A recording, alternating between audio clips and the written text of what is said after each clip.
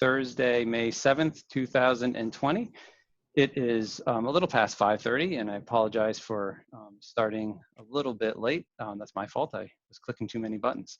But we have a full board with us tonight. We have Andrea Folsom, Norm Gupel, Seth A. Frame, Rob Nato, and myself, Jim O'Brien, and Steve Chamberlain is here with us. And we have a cast of characters, all smiling and happy to be joining us here tonight. And maybe we'll introduce everybody as we move on through the agenda. So we will start with the Pledge of Allegiance, and Steve just sent me a great picture, so I'm going to put it up. Steve, can you tell us who's in this picture or what's going on? Oh, you're on mute. Sorry, Steve. Looks like Flag Day at Harold Martin, maybe. I think it is. It's a Girl Scout troop, probably last year. Well, that's wonderful. I think it's 2 years ago. Those are some of my 5th graders. There you go. Oh, nice. All right, well, we'll Pledge of Allegiance. If everybody would stand. I pledge allegiance to the flag of the United States of America and to the republic for which it stands, one nation, under God, indivisible, with liberty and justice for all. And Steve, thanks for sharing that photo. Actually, I like that a lot. Much better than my clip art flag that I've been putting up in the last couple of meetings, so very much appreciate it. All right, so the second agenda item is a statement of emergency conditions. So as we've been doing for the last couple of months now, we've been meeting as a board virtually, which is allowed under the governor's emergency order. So we are following all the guidelines of RSA 91A, which is open meeting guidelines for our meetings, but the governor's emergency order allows for public boards like the school board to meet virtually. And so we have provided a link to the public so they can either join us through the Zoom link and engage that way. And there's also a call-in option so people can call in. There's no physical location for the meeting, but we record these meetings and the recording is available. And we also, under the guidance of 91A, we also have the public meeting minutes that are available for overview. So we will move to the third agenda item, which is additions or deletions from the agenda by the superintendent. Steve? Sure, the agenda is essentially complete. I just did want to note that we moved policy up a couple of weeks. So if Andrea and Seth were looking for that, we just have a lot going on. So that'll be out in May 21st. I did add in the packet a budget FAQ, trying to get our heads back around FY21. We can talk about that if you wish, or just get feedback. And I also added just a memo to give some background for the nomination process for the board. So besides that, the agenda items are pretty stable. Perfect, thanks, Steve. And any correspondence to note? I put an article in that was sent to me by a community member from the Messenger regarding Hopkinton High School's, I guess, 3rd ranking in U.S. News and World Report. So that was a nice, colorful article. And as Mr. O'Brien requested, the New England Association of Schools and Colleges special report submitted by Principal Kelly and the NEASC response are in the correspondence folder. And I did provide a folder with a voucher as well for review. Perfect. Thank you, Steve. We have 3 sets of minutes to approve this evening. We have the minutes of a non-public session from April 16th that got into the folder a little bit late, so we wanted to approve those tonight. And then a set of minutes from our last, actually it wasn't our last meeting, it should have been our last meeting, but we had a meeting on Tuesday of this week. So we had the meeting minutes from a meeting last week of April 23rd, and then minutes of a non-public session on April 30th. So I would look to see if there's a motion to approve the meeting minutes of our non-public session held on April 16th, 2020. I move to approve, or to accept, sorry. Second. All right. And so because we're virtual, we have to do roll call votes for each of these items. And so I'll just say your name, and then if you would repeat your name, and then your vote would be great. So let's start with Andrea. Andrea Folsom, yes. Norm? Norm Gupel, yes. Rob? Rob Nato, yes. Seth? Seth A. Frame, yes. And Jim O'Brien is a yes. So that passes 5-0. And so is there a motion to recommend the approval of the minutes of our regular school board meeting held on April 23rd, 2020? So moved. Second. All right, motion and the second. Andrea? Andrea Folsom, yes. Norm? Norm Gupel, yes. Rob? Rob Nato, yes. Seth? Seth A. Frame, yes. And Jim O'Brien is a yes. And finally, we have minutes of the non-public session held on April 30th, 2020. Is there a motion to approve? So moved. Second. Perfect. Any discussion? I should have asked that in the last one. I apologize for not. Okay, hearing none. Andrea? Andrea Folsom, yes. Norm? Norm Gupel, yes. Rob? Rob Nato, yes. Seth? Seth A. Frame, yes. And Jim O'Brien is a yes. So those are approved 5-0. Thank you very much. So this brings us to the first public comment portion of our meeting. So for those of you who are new to Zoom, or those of you who forgot, if you scroll towards the bottom of your screen where the information bar is, there should be a participant tab, and under there, there's a button that you can press that says raise your hand. Once you hit that raise your hand buttons, I'll be notified here that you wish to provide comments, and I can pull you into the meeting and unmute your line so you can provide comments. This is the first of 2 public comments, and so there's an opportunity to provide public comments at the tail end of this meeting as well. So this isn't your only opportunity. And so I would open it up if anybody wishes to provide public comments, to raise their hand.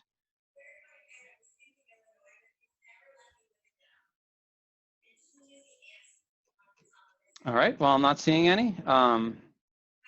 So we will move on to comments from the Hopkinton School Board. And I apologize, I did it again. I didn't introduce Ella and Charlie when I introduced the school board members. I apologize. Ella and Charlie are our student reps to the school board.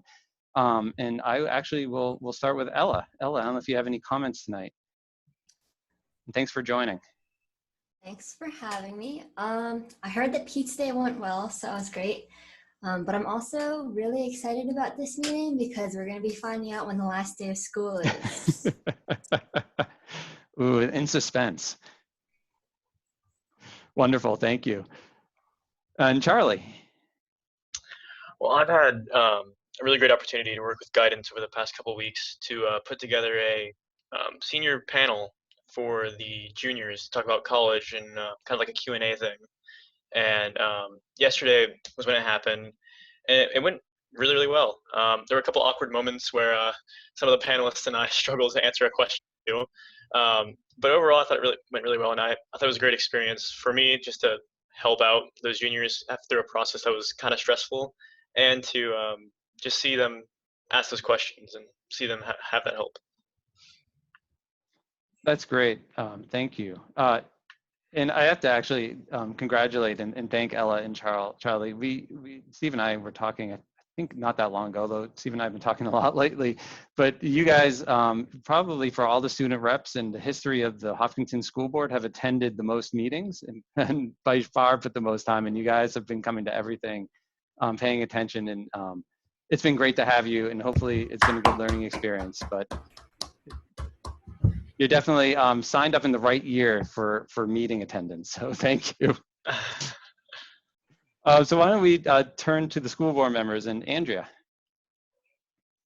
Sure. So this week I had the opportunity to speak with several students from the group of Students for 100, and I know that they're going to be coming up in front of the school board at some point in the future, and they were fantastic. I spoke with a recent grad, a senior and a junior, with Cooper, Lillian, and Abby, and the amount of work and thought that they have put in to the project that they're going to present was just really well thought out. It really made me appreciate how well our schools have done, not only to inspire independence, but creative thinking and critical thinking. And so I just really want to give a shout out and kudos to them. They did a fantastic job, and I look forward to their presentation in the future for our board. Nice. Thank you, Andrea. Norm. I just want to say happy Teacher Appreciation Week for all the teachers. You know, it was a rough week for me because last year when I joined the board, we had our appreciation lunch for them or breakfast, whatever we did last year, and I really enjoyed seeing the teachers and really kind of having that time with them. And before it ended, rushing to shake as many hands as I could, and I couldn't do that this year, and it made me sad. But I PTA picked up their game and, you know, really made a good present out there with them, and I was really happy to see that. And Steve, I hope that we can look at maybe do a makeup day a little earlier for these teachers, you know, to kind of make up for the time lost that, you know, we had. So, but you know, just a huge thank you to all of them. You know, in a roundabout way, even our parents were teachers, you know, for the last couple weeks, and it's really important to give them a kudos to of appreciation. But overall, thank you to all our teachers, and it's kind of significant tonight, you know, with their contracts, you know, a huge thank you to them. So just overall, thank you guys. Thanks, Norm. Rob. Yeah, I also got a chance to speak with Lillian for the Students for 100, and would echo what Andrea said. And what I thought was really cool about the group, that it wasn't just current students, but former students as well. So that was, you know, kind of unique. You don't see that very often when it's this kind of an activity. So good job on all parts there. That's all. Thank you. Thanks, Rob. Seth. So later in this meeting, we're going to discuss what is going to be an experiment in democracy, which is a drive-through town meeting. And I see that there are 46 participants on this call. And if you've chosen your Thursday night to watch this, you are a diehard committed member of this community. And the success or failure of this democratic experiment will be whether 47, whether we are able to turn out the people to vote, but not only to vote, but to listen and understand and vote intelligently, which means getting your friends, everyone you know, to get on these meetings that are going to be held remotely. So when people drive through, they are understanding what decisions they are making. And so I implore all of you who are the committed, you know, clearly the committed ones, to do all you can to make this meeting go well and get as broad and deep and intelligent participation as possible. Thank you, Jim. Nice, Seth. Thank you. And you stole a bit of my thunder. That was great. I totally agree. I want to give one shout out specifically. We're going to hear and have Dulcie join us in a little bit as we get into the annual meeting prep. But I just want to give a shout out to Dulcie for her extraordinary efforts over the past week, but really over the past several days, to help us in that communication, to get the word out, to help us organize ourselves in order to do this purely volunteer effort. I think she's doing a bang up job, and she's taking a lot of pressure and work off of our hands to help organize this and help make this work. So a big thank you to Dulcie, and I know we'll hear from her in a few minutes, but I wanted to actually say this before she gets on and tells me not to say things like that.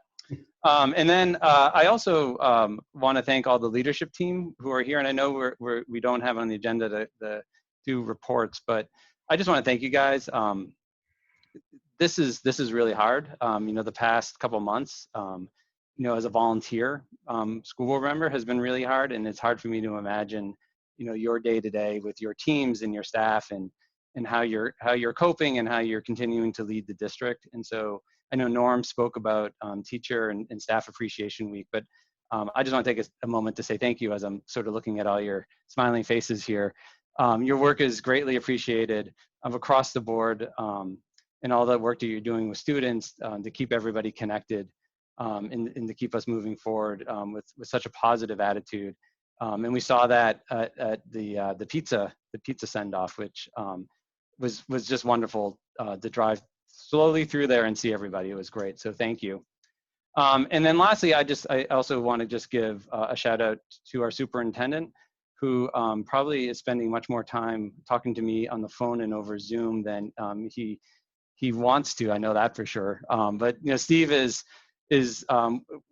both running a district each and every day, and everything that goes with running a school district, staying in touch with his leadership team. But then he's also helping lead the school board and helping our decision-making process. He has an annual meeting coming up, and it's not just any annual meeting, it's a virtual annual meeting with meetings during the week that we have to prepare for. And it's a lot, and Steve is doing a great job. He is communicating. I think I've spoken to Steve like 3 times already today, aside from this meeting. So Steve, your work is greatly appreciated. You're all energy, and it's remarkable to see. So thank you for the care and the professionalism you put into this job. It's huge, and it's wonderful for our community to see. So thank you. All right, so where are we? There we are. All right, so we do not have any presentations and staff reports, so our next item is going to be the school district annual meeting procedures. And so I'm going to apologize for a minute, because I'm going to put myself on mute, and then I'm going to, as I brought over people here, I'm going to bring over some other people to help us with our conversation. So it may be a minute as I pull in everybody, so bear with me.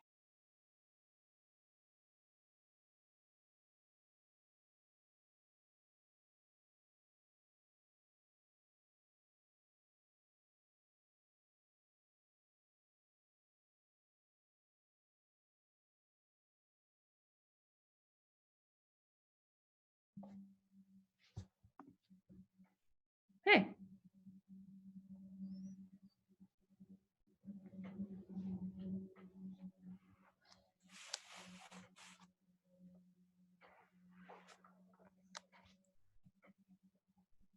So Steve, did I get everybody? I'm just looking at the list to make sure I did.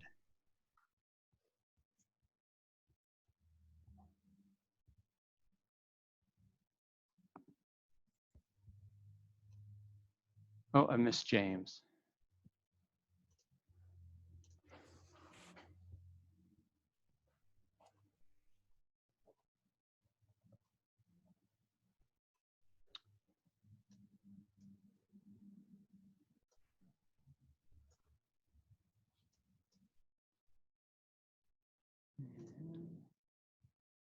All right, I think I have everybody.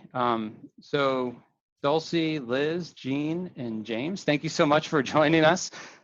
So we last left off, sounds like a story. So we last met on Tuesday, and we went through the communications plan for how we wanted to get the information out that we need to get out to the community. And Dulcie, thank you so much for leading us through that process. So what I was thinking, we have a bunch of meeting prep to do, but I thought we could separate it into, have Dulcie walk us through sort of what you've been doing and sort of where we're at and some of those items that we've talked about, with the hopes of we can be in agreement for sort of the next wave of action that we want to take and move that forward. And then the second piece is maybe talk with James and just talk about where we are with the rules and procedures and make sure he feels all set and those are finalized. And then talk a little bit about just a little bit of the run of show, I guess, for lack of a better term, for the May 12th and May 15th virtual meetings that we have, and make sure that we're all on the same page for roles, responsibilities, reacquaint ourselves with the warrant articles and who's assigned to speak to them for the 12th, make sure we're all rowing in the same direction. And I'm sure there'll be other things, but that's at least the 3 items in my head. And maybe if everybody's okay with that, maybe I can turn it over to Dulcie to sort of lead us through where we left off on Tuesday and what we've been doing. Is it okay if I share my screen? I think that'd be great. Okay, awesome. Can you enable it? Sorry, Jim. Yeah. Great.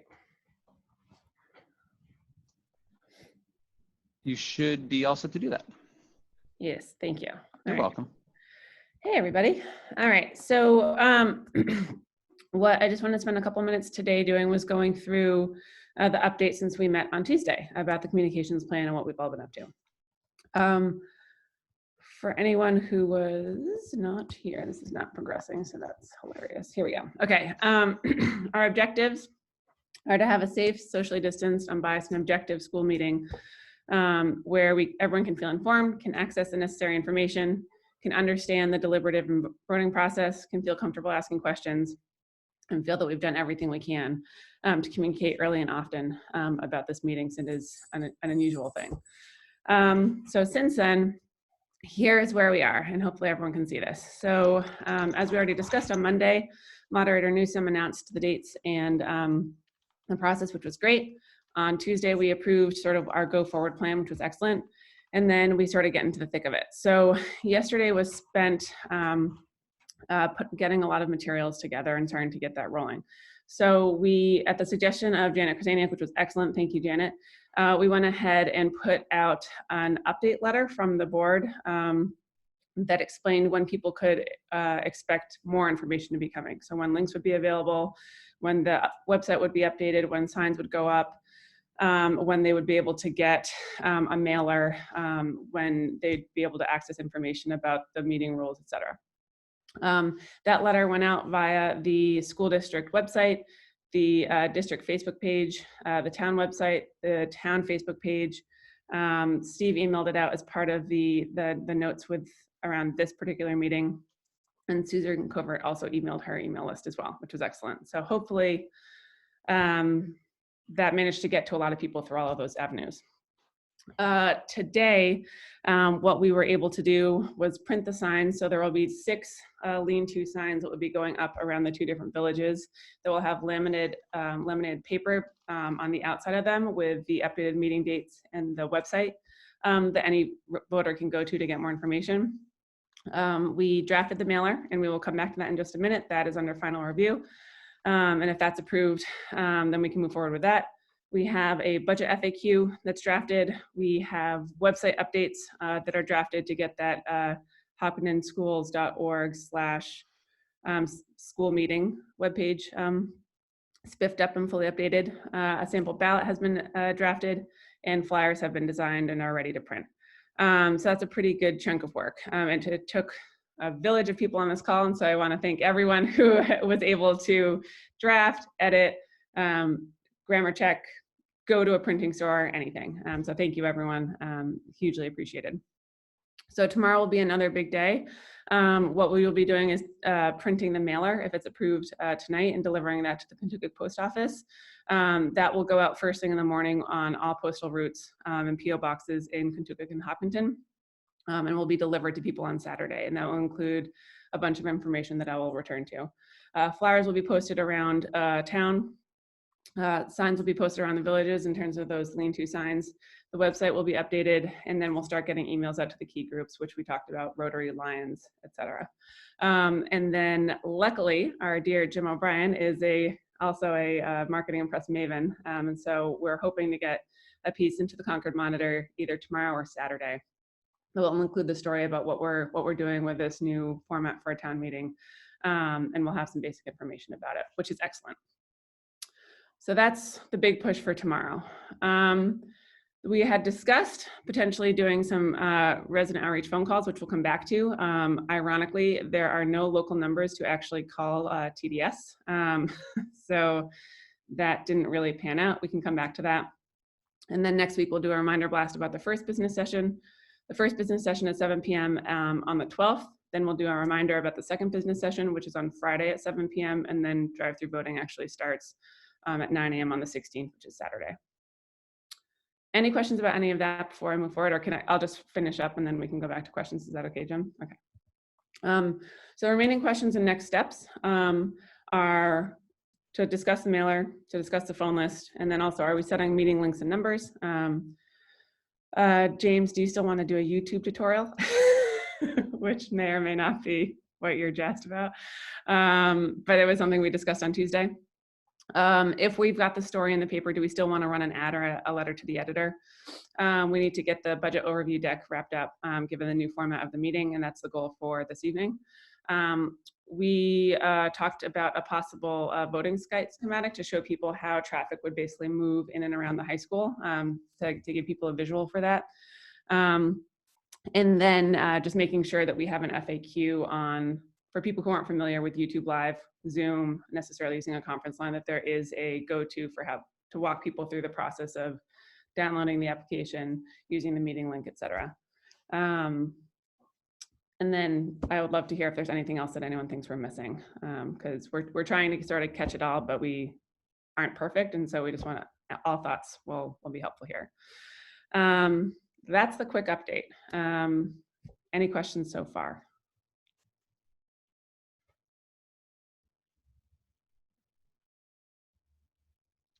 Rob? No? All right, so Dulcie, keep on trucking. Okay, so I think that's it. This is just a key stakeholder group. So I guess what we could probably do is actually talk through the mailer. So for, is that okay, Jim? No, that's great, yeah. Do you want me to show it? Is that helpful? I think so. It might be good to run through it so people can see what's in there. And I know it was sent out to the board, both the current board and the former board to look at. And so if there's any comments that people have, yeah, because I think we do, if we want to get it out tomorrow, then we should try to finalize it. Yeah. Okay. So this is the mailer. I have been talking with Paul at the post office, who is an amazing human. If anyone ever gets to work with him or has worked with him, this will go out to 2,655 post office customers. We are catching all residents, all businesses, and all PO boxes, because we want to make sure that we get something into everybody's hands to let them know about the meeting and how it's going to work. What it will be a half page, so 8.5 by 11 sheet of paper that will be folded in half, and then we'll just have this on the front, and then there's no follow-up. I need to go through that. On the back side, there's this sort of key information that people can see, so dates here, what will be covered at each meeting, the fact they'll be recorded and posted online, the new link that is a one-stop shop for everything related to the school district meeting. And again, that's hopkintonschools.org/school meeting. And then the contents of the mailer so that people can navigate through it and know what's in here. Next up, we have a letter from the Hopkinton School Board, which is excellent. So this is basically just walks through the process of how the board has been deliberating about this meeting in conjunction with the school administration and with Moderator Newsom, taking in the guidance from the state and moving forward. And I think that this is very well done. From there, we've got the important dates and links. So what this will basically cover is each of these meetings that happens on the 7th, the 12th, the 15th, and the 16th, and the fact that public comments can be sent to Moderator Newsom via a voicemail box or also via email by moderator at SAU 66. These are excerpts from the rules that are quick references for people to see what will be conducted in the meeting, how can comments be submitted, and then the links for the actual Zoom and YouTube live sessions and the phone meeting will be in there as well. So that's there. And then it's got a quick note for the actual 16th, the fact that voting is for registered voters, where to go, which is Hopkinton Middle High School, and the fact that it's ideally divvied up by alphabet. So voters with last names A through K between 9 and 11, and L through Z between 11 and 1. All voters will be accepted at any time. This is just to help manage traffic. From there, and James, I don't want to get too much into your boat, but these are the proposed rules for this new form of meeting to make it COVID-19 compatible.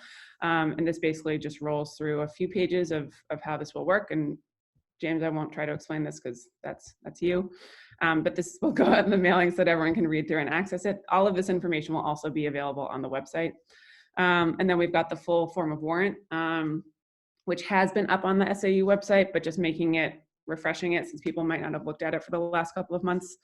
And again, this was also in the school district book that was available at the start of the year as well, but people may or may not still have that. So we just want to make sure that people have access to all this information.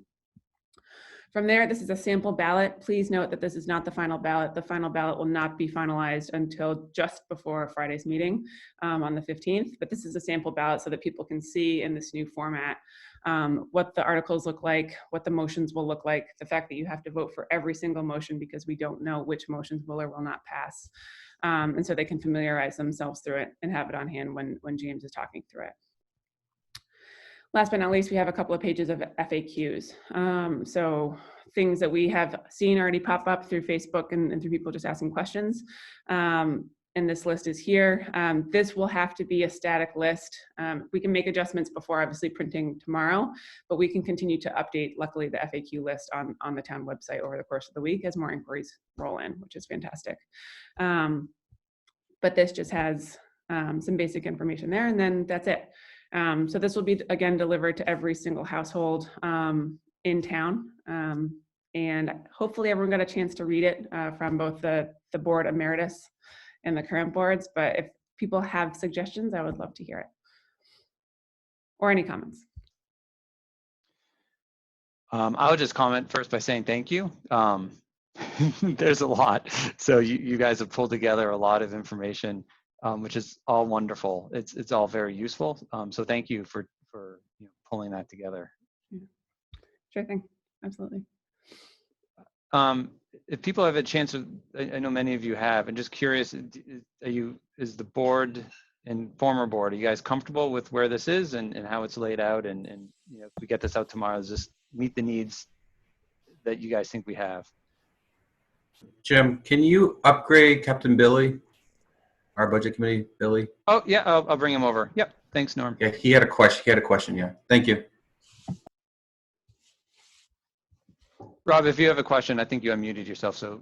Oh, sorry. I don't have a question at this time anyway.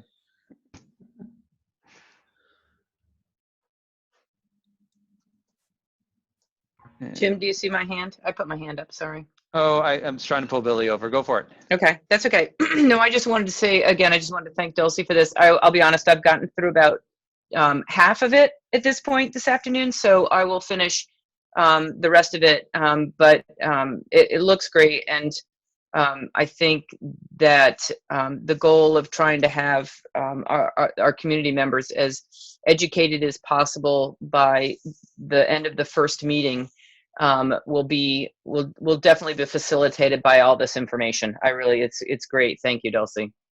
Absolutely.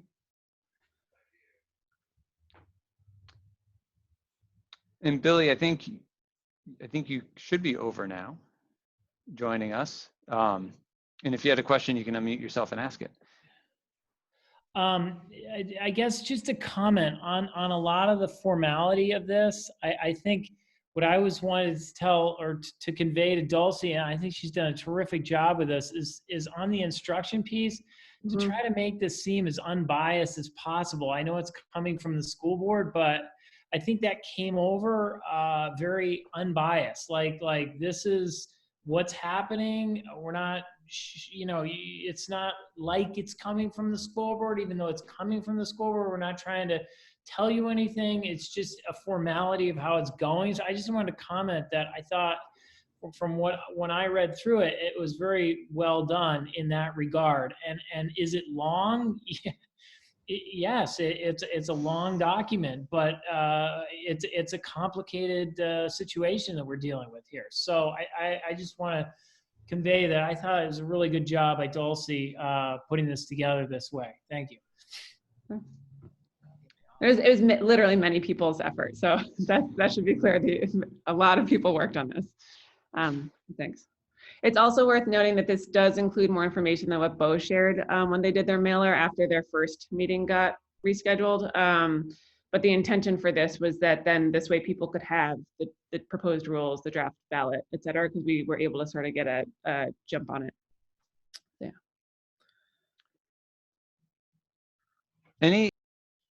Any other questions or thoughts, comments on the mailer? And if not, if it sounds like we're in agreement that this, that this packet of information makes sense to send out, there's going to be a lot of work to put it all together and get it out to the mail. But I feel like it's a really good packet. I'm not sure what else we could include in there that would make sense. And I think the information in there gives everybody a good sense of what we're doing, why we're doing it, and how to access all the information they need in order to get informed. So it feels like the right amount. Excellent. Okay, that's great. Yeah, Yeah, Rob?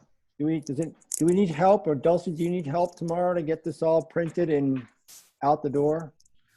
So that's a great question. I have to touch base with Steve to see how we can do socially distancing printing and collating, because I think that there's only a certain number of people that could potentially be in the SAU to sort of maintain safe parameters. But I will touch base with him and then definitely let you know. Okay.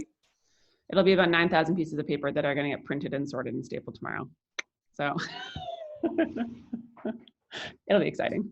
Cool. Dulcie, I'm available too. So just text me, yeah, if you need any help tomorrow. Fabulous. Thank you. Yeah, ditto. Let me know. And then I have a small workforce of teenagers who could probably do some folding as well. That would be great. And we might use multiple locations, the copier at Maple Street, the copier at the SAU, and see if we can divide up. And Oh yeah, if we can use people. people. Donna's going to come in, so we'll hopefully have a small separate army, spaceful army. Yeah. All right, great. Then everyone should get an email after this. So I'll finalize that. Thank you guys. All right, what else? So the signs are going to be up. The website should be updated shortly. People will be able to see that sample ballot. I think the only other thing that we needed to discuss, and we're also putting together the budget, which is fantastic. So the biggest things are going to be paper and the mailer. But you know, I've got a running tally to run through with Steve. On the outreach phone calls, I know we talked about this on Tuesday. I just don't know, given the fact that very understandably, we don't necessarily want people to, we don't know that a script would work, and we don't necessarily want people to go off script. I haven't been able to determine if there is a good way to call every single household in town. I did call someone today, Marilyn Brisa, who runs social services, to see if she had any information on this. But otherwise, our best effort, I think, is probably using the school district phone list, and then we'll have to sort of see from there, unless anyone has any other suggestions. Because the other factor, which someone pointed out, is that town is serviced by both TDS and Comcast. They don't, you know, it's not just a one company town. Yeah, let me know if you want to do an all call. Our design of the all call wasn't for our publicity. It was for change in emergency. We've never done a all call for a school district meeting or an event. Just put that in the mix. Yeah. And the problem with it is it obviously doesn't reach every single household, but it would be just a boost beyond it to make sure that at least school families are seeing it. Does anyone have any strong comments on that, or have an in at TDS or Comcast locally? No, I mean, I don't know if I have a strong feeling about it, but I do think that it feels like our outreach should be geared towards everybody, all voters. And I feel a little funny that if we use the school list, we know that it's only reaching a certain segment. Yep. And so it does feel funny that we would do sort of a half measure and not everybody. Where like the mailing and the signs on the road and all that, we're doing that for everybody. Yeah. So I do feel a little funny if we chose to do the all school. Well, it's an important community and it's a lot of people. It doesn't really cover everybody. Right, which makes sense. I don't know how others feel. I agree. I just think that doing the mailer and doing the websites and people taking care of their own sort of chains of communication, but if we can't do it to every single person with surety, then we shouldn't take that route. Right. Works for me. Okay. There goes that. Okay. If we find magically another solution, then I will send out an update. But as it looks right now, there's no way to do it. So unfortunately. I think that is everything. Does anyone have any questions, or do they feel like we're missing a possible means of communication to all of our residents?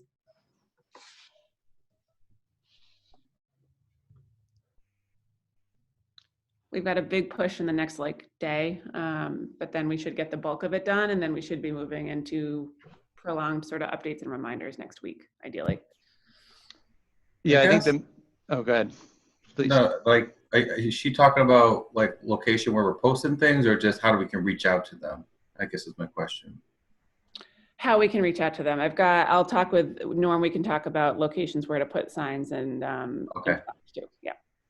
And I do like Liz's idea of supplying a PDF to people who maybe want support in their business page, the template, so we can get more word of mouth. And it's a great way of doing it too. Okay. The texture is not touching the screen. Okay, great. Anything else? Oh, and then the last thing, and I think I said this, is that we'll send out an email tomorrow that will ideally go out to all these groups, and they can choose to forward it, but hopefully it would go out to sort of some of these community groups as well. That's fantastic. And the mailer will be a great push. 'Cause I think that, that is the piece that I think will explain everything. And so that's outstanding. Thank you so much. Great thing. All right, I'm going to stop sharing my screen. Thanks, guys. Oops. Thank you so Awesome. much, Dulcie. You're awesome. Yeah. It's team. Yeah, we're all doing a great job. Or we're working on we're really working on making this be as well communicated as we can. All right. So that's communication. The next piece I think we can walk through, and I believe James is still with us. Yes, he is. Mr. Moderator, I don't know if you want to update us on your activities, where you are, how you feeling, all the above. I'm feeling great. The rules, proposed rules, are in a good place and will be published in the mailer and available online, I'm presuming, along with a sample ballot. So at this point, questions can be posed to me on the rules procedures side of things at moderator@sau66.org. And I've gotten a few of those already and working through and trying to respond to everyone as quickly as possible. And otherwise, I think we're in pretty good shape from my end. Great. Does anybody have any questions for James? Any clarifications that you feel necessary?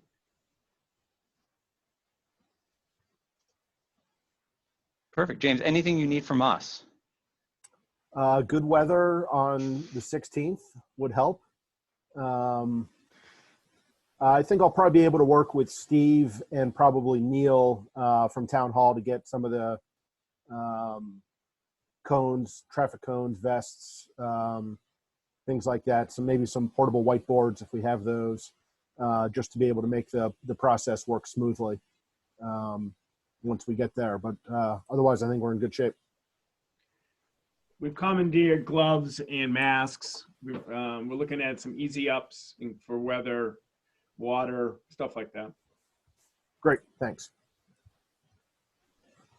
All right, perfect. And then I guess the last item sort of under our prep is the, so I guess the run a show for the 12th and the 15th. And hopefully James didn't go anywhere. He just dropped off my screen. No, he's still there.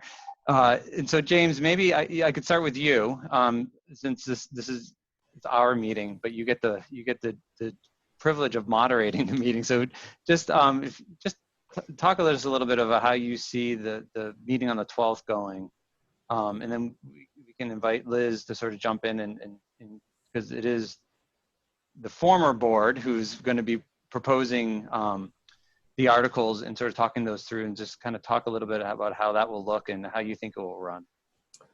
Great. Yeah. So it'll be very similar in process, but not identical to regular meetings. So I'll call the meeting to order, probably a couple minutes late because I won't be able to help that. Hopefully as close to on time as possible though. I'll start off with some introductory comments about how the meeting will go that day and the overall process, provide a summary of the rules.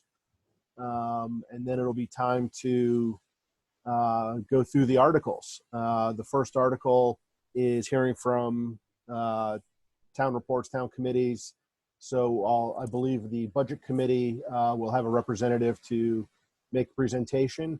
Then we'll move on to Article 2, where we'll have a representative from the petitioners group give a presentation with then the board's response. Then we'll move on through the other articles one at a time. At the conclusion of the presentation of all the articles, we will have a public comment period, and we'll go through the comments article by article. So we'll start off with Article 2. People can comment on that. Move on to Article 3, comment on that. So that way we can keep them a little bit more organized and decrease confusion as much as possible instead of bouncing all around. So that's the Tuesday meeting. And then after that, through Thursday at noon, it'll be a chance to provide comments, motions, questions, which will come through me by email or voicemail. And then on Friday, we'll meet again. I'll go through all of the comments that I received, propose a couple of amendments that are based on those comments. And then the board will be able to respond to the questions.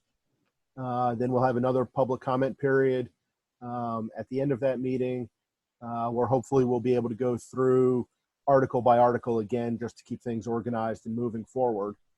And then when we're done there, then Saturday morning, 9 to 1, come on by the high school and vote.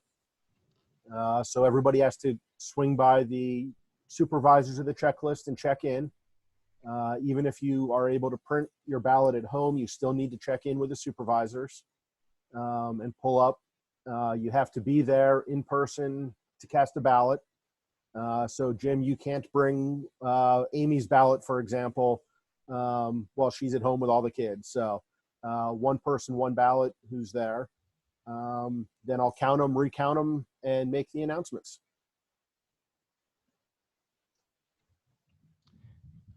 Thanks, James. Any questions or comments for James, just sort of on the process piece? And then maybe we'll ask Liz to jump in and talk a little bit about the warrants and that. Or Liz, did you have your hand raised? I'm sorry. No, actually, I can just do it. I can just do it when I'm just chatting about the warrants. How's that? Okay. Yep. Yeah, that's easy enough. And thank you, James, for outlining that.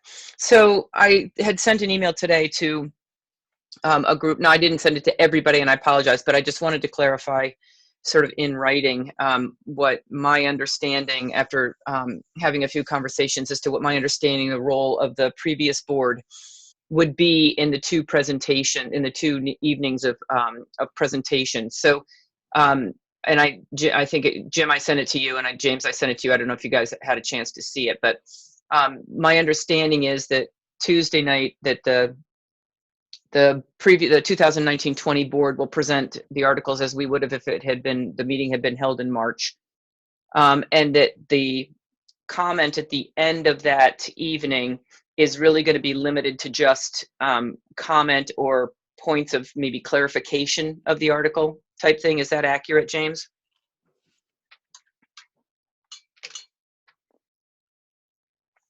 Did I lose him? Nope, I'm still here. I'm sorry. Oh, there. Could you repeat that?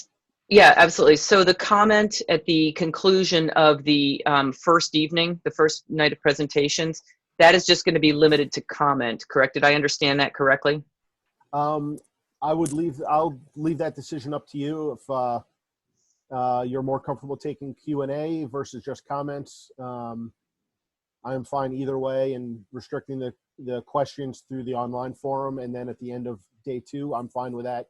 I think if you want to focus day 1 really on the presentation of the articles, that may be a good way to go, and then have the sort of more of the give and take response part in the second session. Yeah, that was sort of my thought too, that I had put into that email, was that whatever time frame you felt was an appropriate time frame for people to provide comment, but not necessarily questions, unless they were questions of, I mean, let's say we read something wrong, or forgot something, or just points of clarification.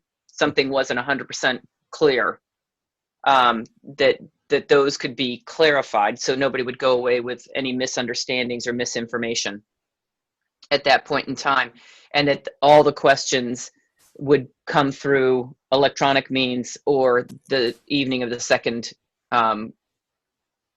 education night, if you want to call it that, so that they would all be sort of concentrated in that second event.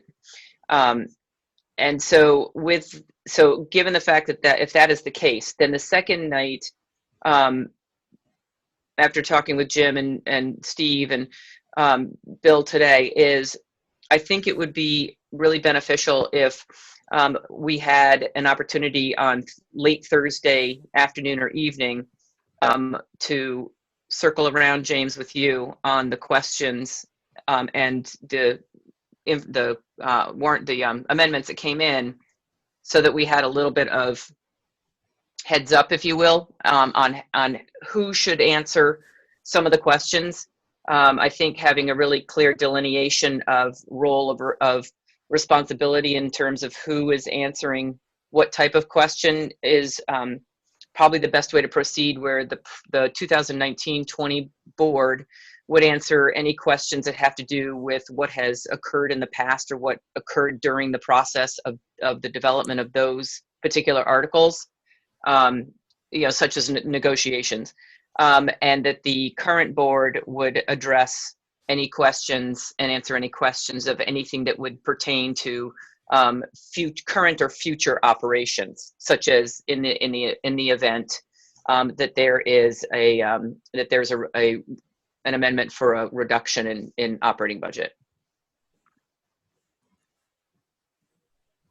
Sounds reasonable. Yeah, and that sounds reasonable to me as well. Do others have feelings, thoughts on sort of that proposal from Liz, which I think is in keeping of what we've been discussing? But I think having it discussing it now makes a lot of sense. But it feels right. And I think it's just the logistics of how we go about answering those questions. And I agree, James, sticking to an order as cleanly as possible when we're answering questions, that we answer all the questions that pertain to the, Article 3 or whatever, one at a time. And then that way we're not jumping around. And then if we have a little bit of advance notice as to what those questions are, we might be able to even order within that an appropriate or logical sequence to answer them.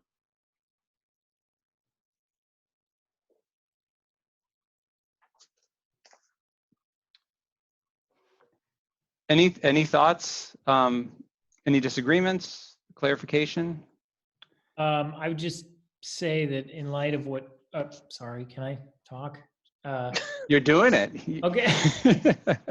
I sort of jumped in there. I won't be long, but I just think in the spirit of time, I think that's what Liz is sort of driving at. I always need an extra moment anyways, a lot of moments to come up with proper and accurate responses. But in the effort of time, or the interest of time, I think that's why Liz was saying what she did, I guess. James, is that possible for us to be able to, I don't want to put you in an awkward spot on Thursday afternoon kind of thing, but is that something that is manageable Thursday afternoon, Thursday evening to do? I would think more likely in the evening. It always depends on how many comments come in. Yeah, I know it's hard to know, and the complexity of the questions. Yep. Yeah, so it'll be a wait and see, but I'm sure we can work something out. Okay. Thank you. All right. Well, so I think, sorry, Jim, I think if everybody's good with sort of that piece of it, the only question that remained for me was the live Q&A. And James, I just wanted to talk, sort of have that conversation of how that would kind of get moderated, given the fact that there will be likely previous board members and current board members as part of the presenters that night. We won't have the information up front to be able to sort of pre-decide who's best to answer a question. how you maybe foresee that getting moderated a little bit. I think that would look very much like the regular meeting, where somebody Okay. steps up to the mic, asks a question. Nobody knows what it's going to be until we hear it. And then the folks up at the table decide amongst themselves who's going to answer it. Okay, thank you. That's helpful. If that feels most comfortable for you, then I think the group of us who are on can make a decision as to how we're going to do that electronically. Mm-hmm. Yeah, I think that makes sense. Or even you, Liz, and I mean, we could probably figure that out real time pretty quickly. You know, which one of us or which one of the board members is best equipped to answer that. Like Billy on budget questions would make sense. Norm on building committee would make sense. We could probably figure that out. Right, exactly. It's just doing it electronically as opposed to in person where we can look at each other and go, that's you. All right. Okay, I think that answered the questions for me. Thank you. Perfect. So any other thoughts on the series of meetings? So this is our last chance, I think, as a group before we assemble again on the 12th. And then the 15th, and then voting on the 16th. So if there's any other thoughts, anything weighing on your mind, questions you may have, now is sort of the time to air them. Otherwise, we have a plan of action, and I think we're in execution mode at this point. My only question is, it's really for Liz and Steve, I think. I don't remember which warrant articles I was supposed to speak to at the annual meeting. It feels like it was so long ago. And so if there's any way that could be circulated amongst the board, just so that we're prepared and can sort of follow. Billy's all set with the budget. But I think it would be good for us to be reacquainted with what our roles were supposed to be. Yeah, I'll send the podium copy out, doing some adjustment of slides because there's been some change in information, obviously, in the last month. But yeah, happy to send that out. Perfect. I just want to remind you. Yeah, go ahead. Has anyone been in touch with Laura in order to take school clerk and all that? Yep, she's been sworn in already, and she's ready to go. All right, thanks. And in touch with Tom Barry, will be present at the 7 o'clock meetings on Tuesday and Friday. Perfect, thank you. And James, I just want to remind you, I still get the last motion of the meeting. I'm owed that. That was like, that's the deal. You go off the board, you get to adjourn the meeting. Oh, I get to adjourn it. I'm sorry, I'm running the meeting. I'll give you the mic right before that. Okay, fine. Although and that'll be on, I'm assuming on the Friday when people are listening. Whenever, I'm just kidding. The announcement side, but. You guys can arm wrestle that one virtually. Yeah, we'll work it out. I know. We'll take bets. We'll do it together. Awesome. All right. So thank you, everyone, and both the current board, the former board, all the volunteers, everybody sort of involved in this effort. We really appreciate it, and we'll see you all on Tuesday, if not before. But thank you. So I am going to put back up just so we can reacquaint ourselves with the agenda and where we're at. Which I can't see it now because I have all your faces in front of me. All right, so we're going to move on from the discussion of the district meeting, and we're going to turn it over to Steve for an update on remote learning. Sure, there's going to be 3 parts to this update. The first one, I'll ask all the building administrators, Bill, Amy, Chris, and Rebecca, just to talk about their work on planning special activities, graduation, awards night, step-up days, field days, and just how we're simulating that. Then Chris will move to just an update on where the secondary school is grading, regarding the transcript and all that report card stuff, and then I'll talk about Ella's favorite thing is the last day of school. So Bill, you want to start us off if you are up there somewhere? Sure, be glad to. You hear me okay?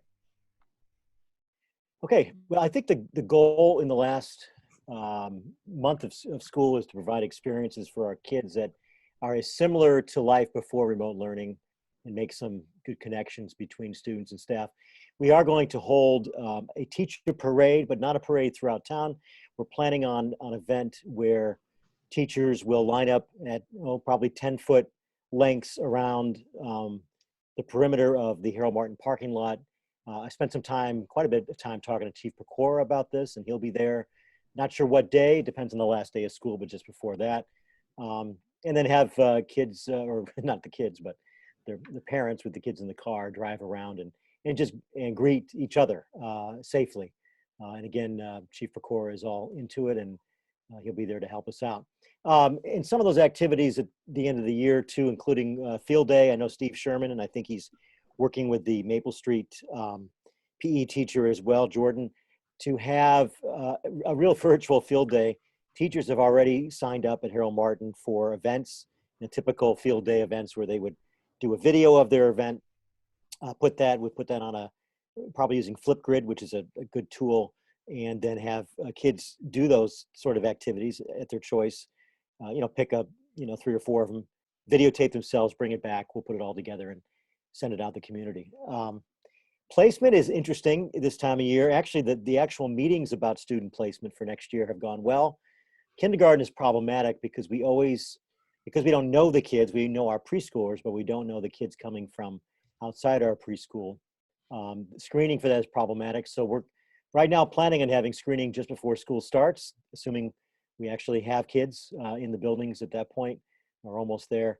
And we'll do placement not long after the screening. So the thought of doing Zoom or Google Meet screening does not appeal to me too much. So I hope that's not the case, but we'll have to look at that. We continue with Spirit Thursdays, Crazy Hair Day and Get Moving Day and those sort of things. We'll continue that to the very end. And probably the biggest change, and some of this is we're still thinking about, but we're pretty close to having a step up process. Of course, step up is when one grade level learns their new teacher and who is in their class for kids. So we plan on having a Google Classroom meet with the future teachers. So the 3rd grade teacher would see her new kids that are still in 2nd grade, and we'll do that just like we would if we were together.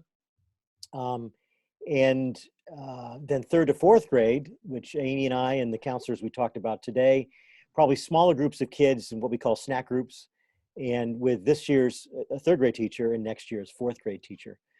In the fall, what we hope to do, at least at Harold Martin, and this is a little bit radical, but we feel when we did the parent survey, one of the most common comments that parents made was they want closure. They feel like, the way we've been doing distance learning has been fine, but obviously there was no closure or has been no closure to the year. So we'd like to, at the beginning of next year, perhaps the days before Labor Day, and again, that's if we're all together in the brick and mortar situation, that we would have this year's class spend some time together for maybe 2 or 3 days before they move on and do some of those end of the year events, sort of say goodbye and then say hello process for that. So that's about it from here. Any questions?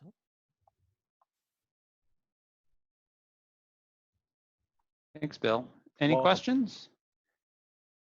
No, just Bill, thank you for everything you're doing. I've enjoyed your videos every morning. I listen to them, and I've heard a lot of feedback from a lot of people that it really starts their morning out right. And I just want to let you know, and I love your ideas, your concept for Move Up Day, and just especially the closure part. That really, I think, is really awesome, because I think not being able to say goodbye to your teacher, I think is something that a lot of students like to do, and especially a week like this for appreciation, to have those kids go back and say thank you again and goodbye, I think is very important to our students, and it just provides a lot of care. So thank you for thinking outside the box, and definitely excited about that parade. So.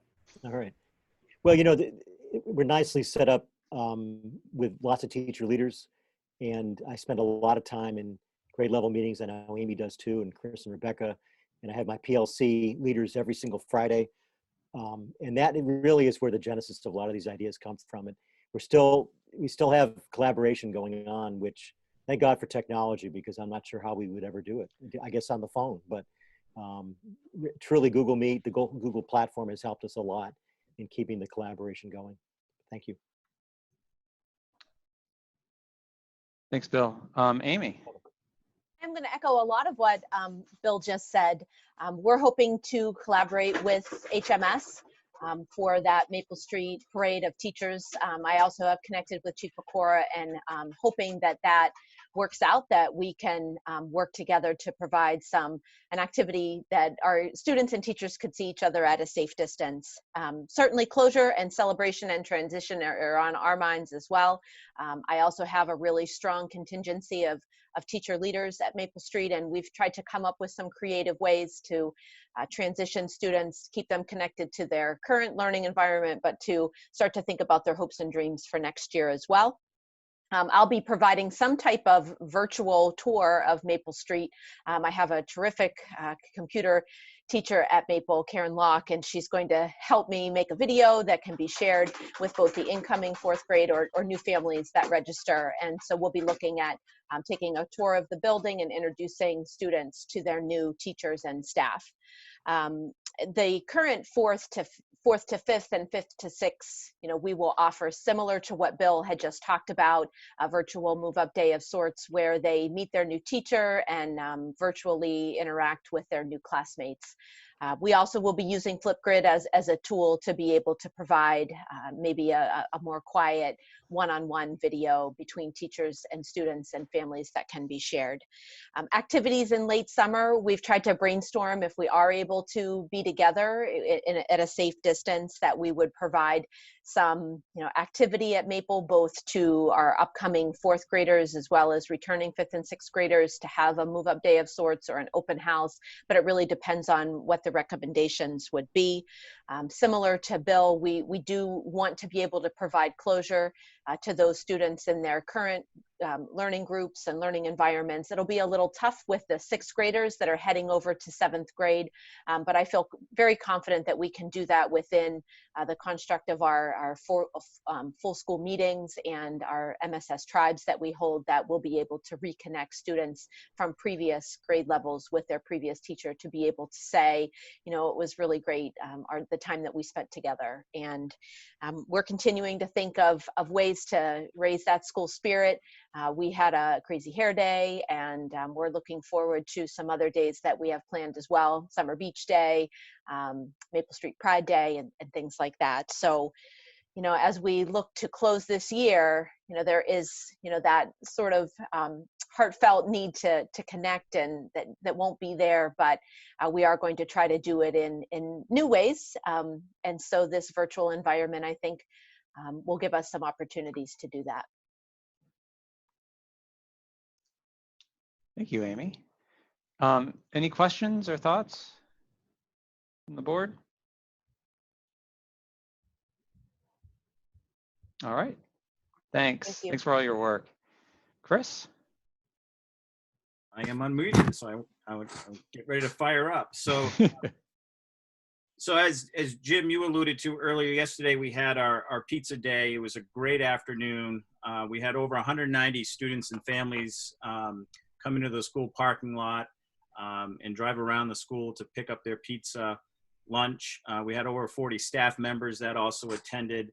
I thought it was just a great opportunity for us to see our students again, for our students to see our kids, for our students to see their teachers. A lot of smiles, some tears, and just good conversation from a distance.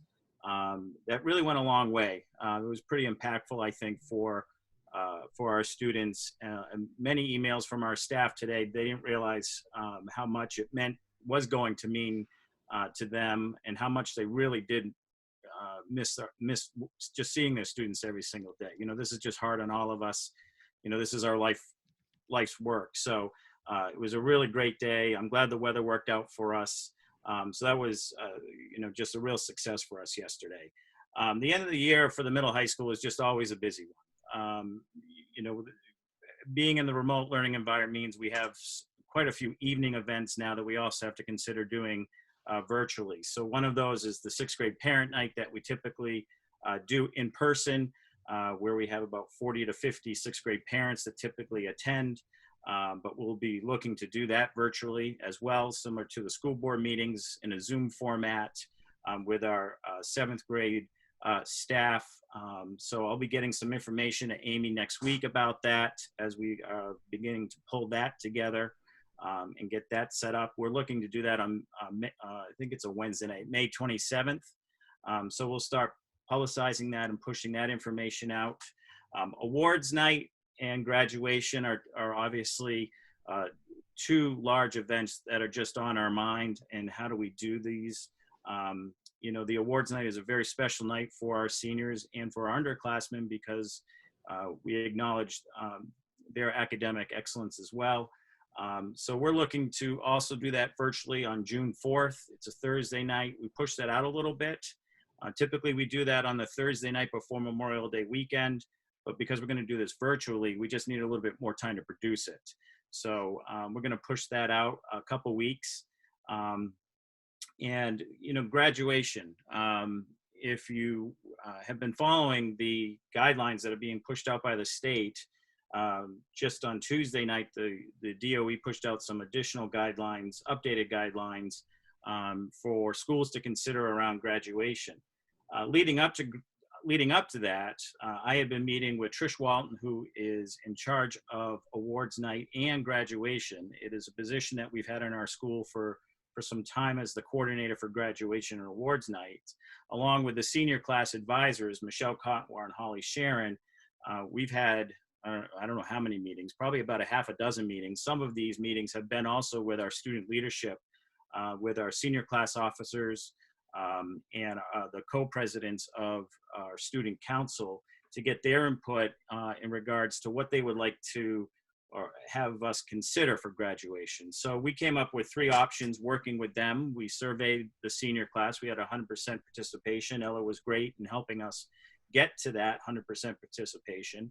And really, it was pretty clear through the survey that they wanted to do something as traditional as possible. So that's the road we're on right now, trying to figure out how do we do that timeline following you know, the guidelines that have been put out by the state and making sure that, you know, we do this at a time that's right to do it. So there's still a lot of questions, there's still a lot of answers, but I feel like we've made important progress on that front. And I look forward to continuing to work on that with the senior leadership and with those adults that I just mentioned. As you heard Bill and Amy talk about summer activities, as you know, in August, the week before school starts, we typically hold a salute to 7th grade. And we also have a 6th to 7th grade step-up day. Obviously, we can't do that. So my hope is that we're able to start school like we normally would in person and combine our step-up day with our salute to 7th grade. Where we have our staff here and revamp it a little bit so that when they come in, they'll get their tour of the building, have a chance to meet their teachers, get their schedule, and get a little more comfortable with the building. Obviously, this is all, you know, we're going to depend upon the fact that we're able to get back into school. So these are all things that are on our radar, on our plate that we're going to continue to work on. It's certainly a busy time of year as we continue to keep our seniors in mind and how do we, you know, honor some of the things that they would like to have in regards to their graduation.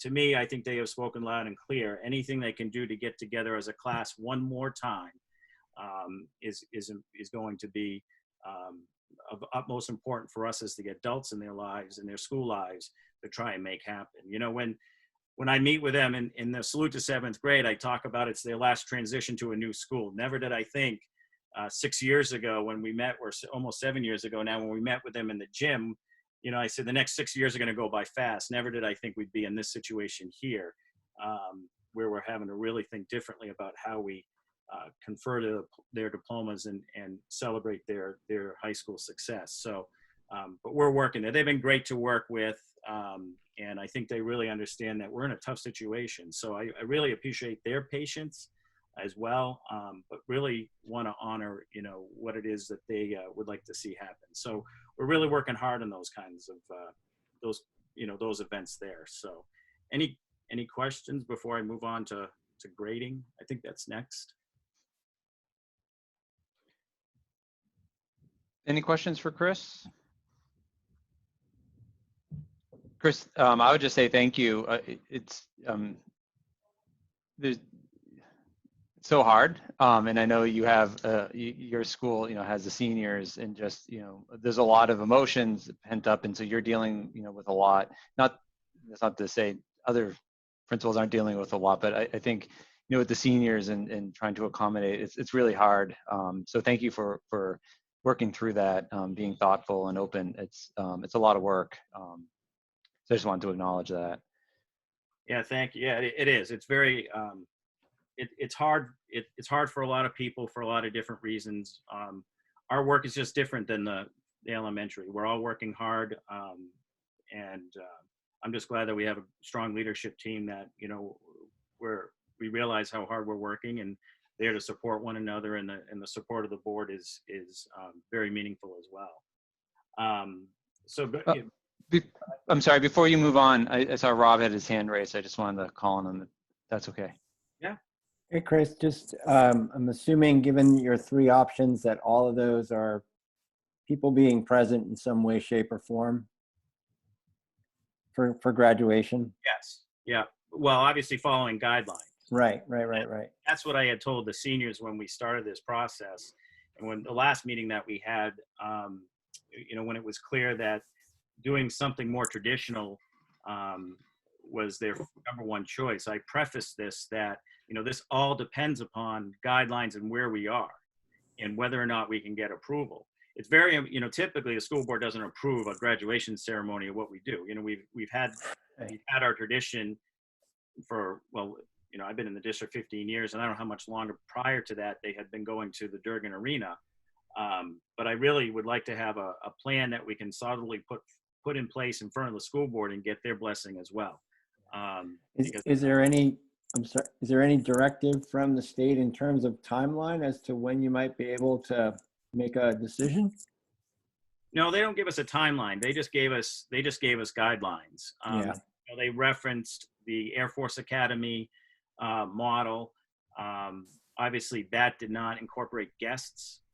When we talked about the number of guests as a potential number, 2 guests were thrown out as a number, meaning 2 guests, either 2 parents or a parent and a step parent, whoever they chose. Colby Malcolm had some concern around that, and understandably so.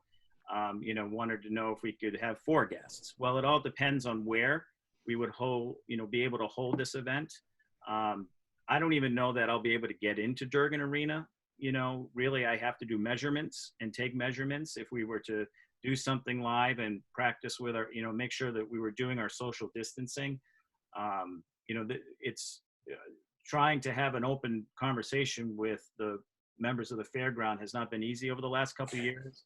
Yeah. Donna Bernardis, who is our main office administrative assistant, is great. She's really working hard to try and contact, and so isn't Trish. So we have a couple people trying to look at that. We do have another indoor option with potentially the gym. But I also understand, I have to work with a team. I'm looking, I think we have a very good team in place. And the members of the project, the people that head up project graduation have interest in being involved. So I have a meeting set up with them also on Monday night with Trish Walton to hear about, how they would like to get involved and help out with this, because now they don't have their event. Right. Project graduation puts that event on. Now they don't have that. So I want to, at least honor their interest to help out and support their kids, their sons and daughters who are graduating. So, I understand Hopkinton's a very close community, and if this helps us to bring in community into the planning of an event that would still be memorable for our seniors, I don't know that there's any better way to do that, but to take a group like Project Graduation and see what we can give them to help participate and make a special afternoon, evening, morning, ceremony for these students who have worked hard to get to this pinnacle point in their life. Thank you. Welcome. Norm?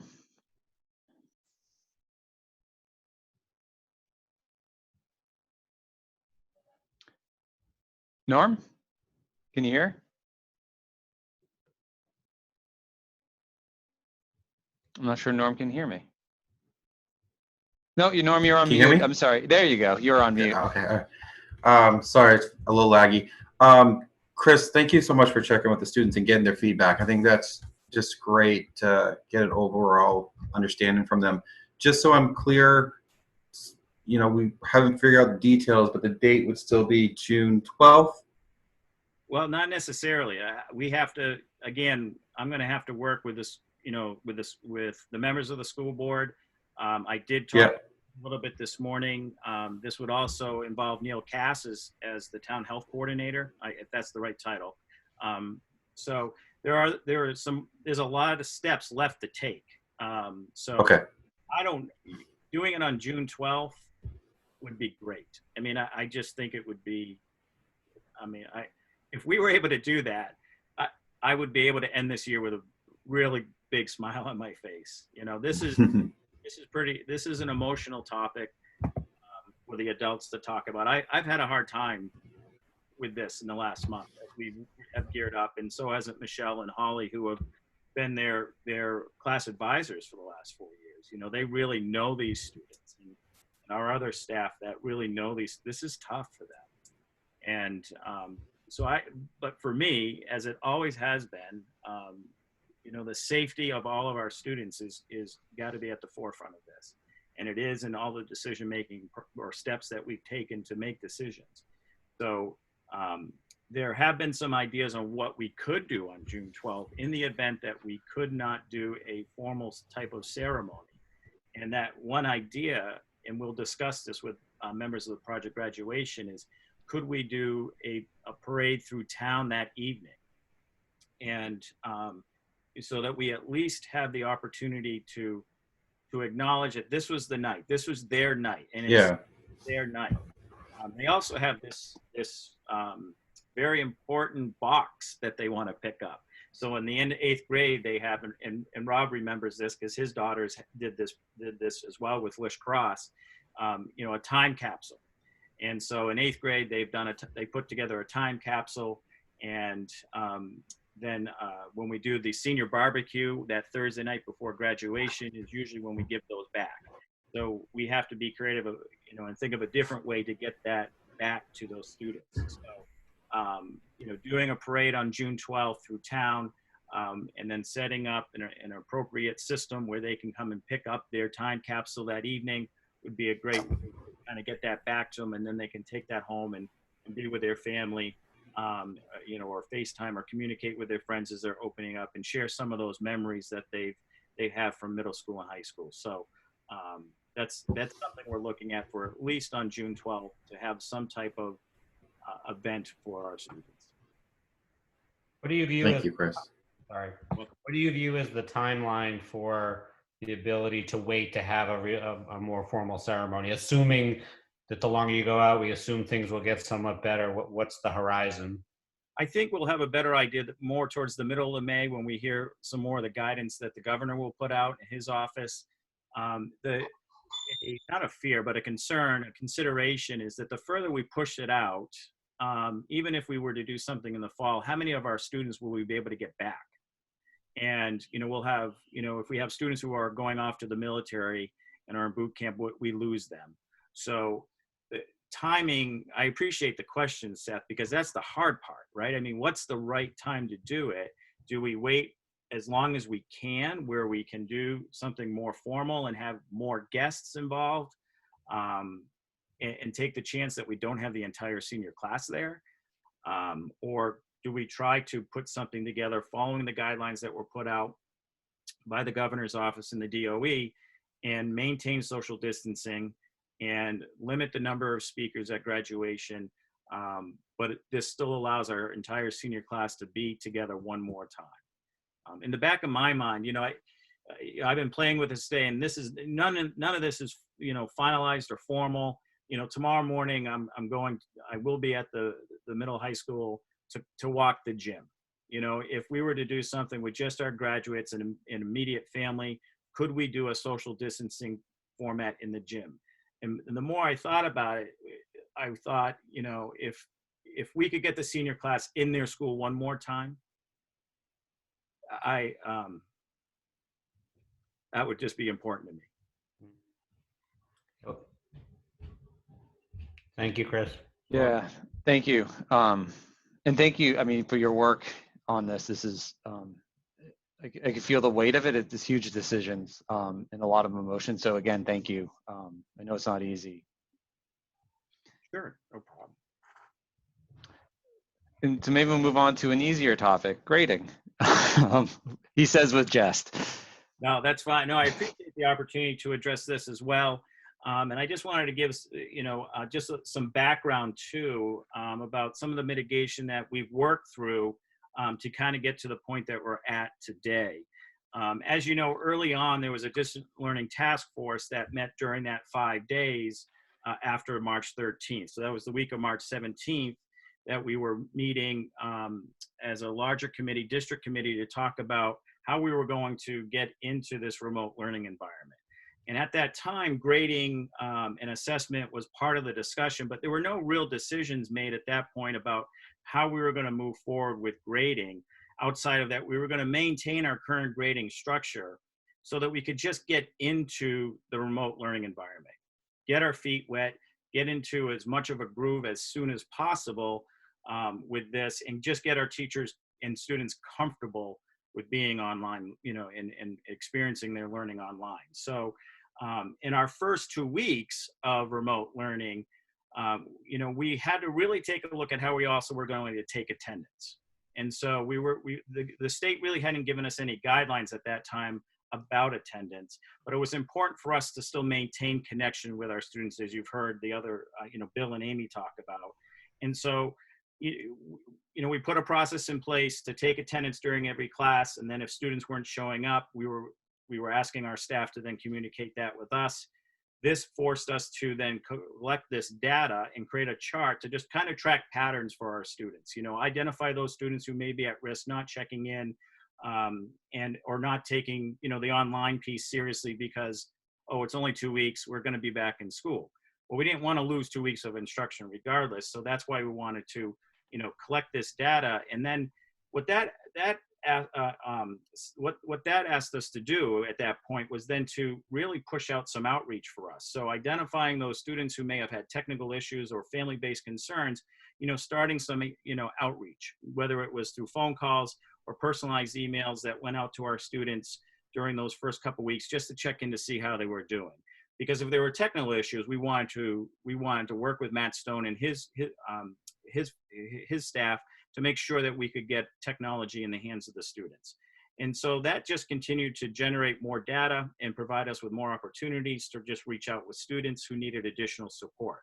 So I felt like we really put some really solid processes in place to maintain those connections with kids, because if we didn't maintain that connection, then whatever learning was going to happen was not going to happen, right? We know that we need to have those connections with kids. As we moved into the 3rd and 4th weeks, moving up to where we are now, we had to change, as you saw through my emails to families and to the students, just how we were going to track attendance. So now we moved to a point where we were taking attendance just through advisory. So we took something away from the teachers during their class period, because they really, that time is precious to them, because they were only seeing their classes twice a week for an hour each time. So we started to take attendance just through advisory. And I believe it was Rebecca and the guidance staff, they worked on putting together a Google form for the teachers to use. So the teachers are able to submit names of students who they have some concerns about. And we're tracking information about whether or not they are checking in daily, if we have any concerns about their social and emotional well-being, or maybe they've shared with a teacher that maybe they have a family member who's sick and they're really struggling. And then we also keep track of whether or not we've been able to contact the parents or not. So we're talking about tracking data on the contact with the student, the contact with the family, and we're also keeping track of who's responsible of, following up with that student. So it might be their school counselor, it might be their case manager if it's a student who has specific needs. It might be our student program counselor, and Kim Haley, who's contracted through Second Start with us. Or it might be admin, My role in this is reaching out and talking with seniors who may be struggling because we want to make sure they're still making progress towards graduation. So our school counselors and that group that I just talked about, they work with those students at risk, if you will, to connect with them. They'll work on, developing plans. We also have utilized our instructional assistants as well to connect with some of our students. Jackie Clattenburg, for instance, who is our full-time sub, has been working with one student, and that's been successful. So has Tana Montour. So they have been providing, additional one-on-one meetings, putting together lists or checklists to help them understand, the processes that they need to follow to get work done. And this is important, right? Because if they're not getting their work done, then we can't assess them. And whether we're in a pass-fail mode or still offering the traditional grade type of system that we have in place, well, if we don't build these connections or keep these connections and put other supports in place, we're not going to have any work to assess. So that's why it was really important for us to maintain some type of structure of keeping connections with our kids. And I know some of the board members, maybe not all, but we also have a student services team, or SST. We have continued to meet weekly to review this students at work risk spreadsheet as well, to really just talk about more about what plans we can put in place. Do we need to adjust plans? So there's a lot of conversation with the professionals in the building that know our kids and know them well, and talk about additional supports that can be put in place. As I mentioned, it could be, those supports could include the school administration. It could include our school nurse, Kim Haley, our SAP. And I believe Rebecca this week also talked to Chief Pecora. And we had one student who we were having some difficulty recently staying in contact with. So we worked with the Hopkinton Police Department to do a welfare check, so we can continue to offer additional support and engaging our students and helping them succeed. But with all of that said, I also understand that, knowing that, we're going to have some students who will continue to struggle academically, and that's, that could be for a myriad of reasons. So we make the decision to personalize an approach to assessment for them. So we do have a handful of students who we have moved to a pass-fail option because there are extenuating circumstances for those families. And that's, these are the families and situations that we know about. I cannot tell you that I know of all of the situations or circumstances that some of the families are dealing with, but the ones that we know, we have quite a bit of discussion with Mrs. LaJoy, our Director of School Counseling, or with Mrs. Meserve. If it's a middle school, it's with Ms. Stern, or sometimes it's just Rebecca and I with a school nurse, to talk about our approach moving forward. It may mean that I have to work with our school counselor and the family or the student to adjust their schedule. We may look at, well, if it's a senior and it's a class that they don't need to graduate, but they have enough credits and they're really struggling for a particular reason, I'll work with the school counselors to adjust their schedule and take some of that pressure off, because we're in emergency education. I understand that we're not in regular ed. So that's a term that I kind of keep using with our staff. We're in emergency education. We're not in regular ed. So one of the things I've always talked about when I came to this district 15 years ago, one of the questions that comes up in interviews a lot of times is one of the interviewee will ask me, what is it that I like about the Hopkinton School District or the Hopkinton Middle High School? And one of the things I always say is that there's no end of the rope. We always find a way to tie another length on, and we continue to work. And that has never been more evident than it is right now with our support staff in our building. And that was the other reason why we also talked about eliminating quarters and moving to a semester system to give more time to just complete the work that they had been working on prior to March 13th, bleeding that into the rest of the year, because we almost lost, the third quarter was supposed to end April 2nd. Well, March 13th, we didn't take 5 days off. We took 5 days to prepare. We didn't have the students. And then we kind of rolled into the 2 weeks of remote learning. So that was hard to do because we lost more instructional time. So, making the decision to also remove our finals, I thought was an important piece, just to, reduce that stress a little bit with our students. And so as many of discussions I've had with our guidance and support staff, I've also had these discussions with our department chairs. You know, they're my go-to people. We're getting their opinion. I highly respect them, and they're very honest with me with their feedback. You know, and I think we've had 3 unplanned admin council meetings, and these are after their long days as well. And some of these meetings go for 2 hours. And so we have a lot of extensive discussion. And we just felt like even now, if we were to move to a pass-fail, taking into consideration the length of the school year, that you know, we have to take in consideration that too. We're not sure what the last day is going to be. You know, if it is the last Friday of May, for instance, we only have 5-day 1s and 5-day 2s left. If we go out through the following week, then we get 7-day 1s and 7-day 2 left. But so that's only 7 hours worth of instruction left in all of our courses.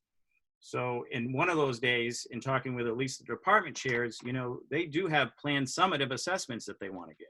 So then you lose a day of instruction potentially because they're going to give some type of summative assessment. So thinking about the time that we have left potentially with our students, the amount of instructional time, and I went through and I did an audit of how many formatives and summatives, and the teachers are doing a pretty good job about the number of formatives, checking in with our kids to see where they are with their learning and just following along with that. And since the remote learning, many of our teachers have at least given 1 summative and are planning to give a second summative before the end of the year. So, you know, like I said, there's been a lot of extensive discussion. You know, we just feel that right now making another change, to how we do, move to a pass-fail. I think if we continue to work and personalize where we need to, I think we stand a pretty good shot at doing that and doing it well. Corinne, Rebecca, and I have been working together for a long, long time. And I think we all understand where we come from when it comes to trying to do what's best for those students who we have to work with on an individual basis. And I'm very confident that we'll be able to continue to do that over the next 4, 5, or 6 weeks, however much longer that we're in school, to personalize our approach to every child's education, because we're an emergency ed situation. We just have to do it.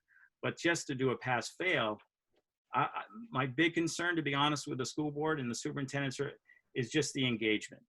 If we go to the pass-fail, it becomes even less precise, in my opinion, with our expectations. And I can't tell you that all of my staff would understand what a P means. It would look so different from one course to the next of what pass means. That just opens it up. And without going into philosophy around grading, I just feel that this allows us to still have some structure, allows our teachers to still work with it, from a toolbox they're familiar with. And I want to also honor those students who have worked hard to want to, to excel with their academics, and to take it and just go to a pass-fail. I just think that may send the wrong message to many of our students. Our school is a very academically driven school, but we have a lot of supports I think we've put in place. It is on our radar every single day.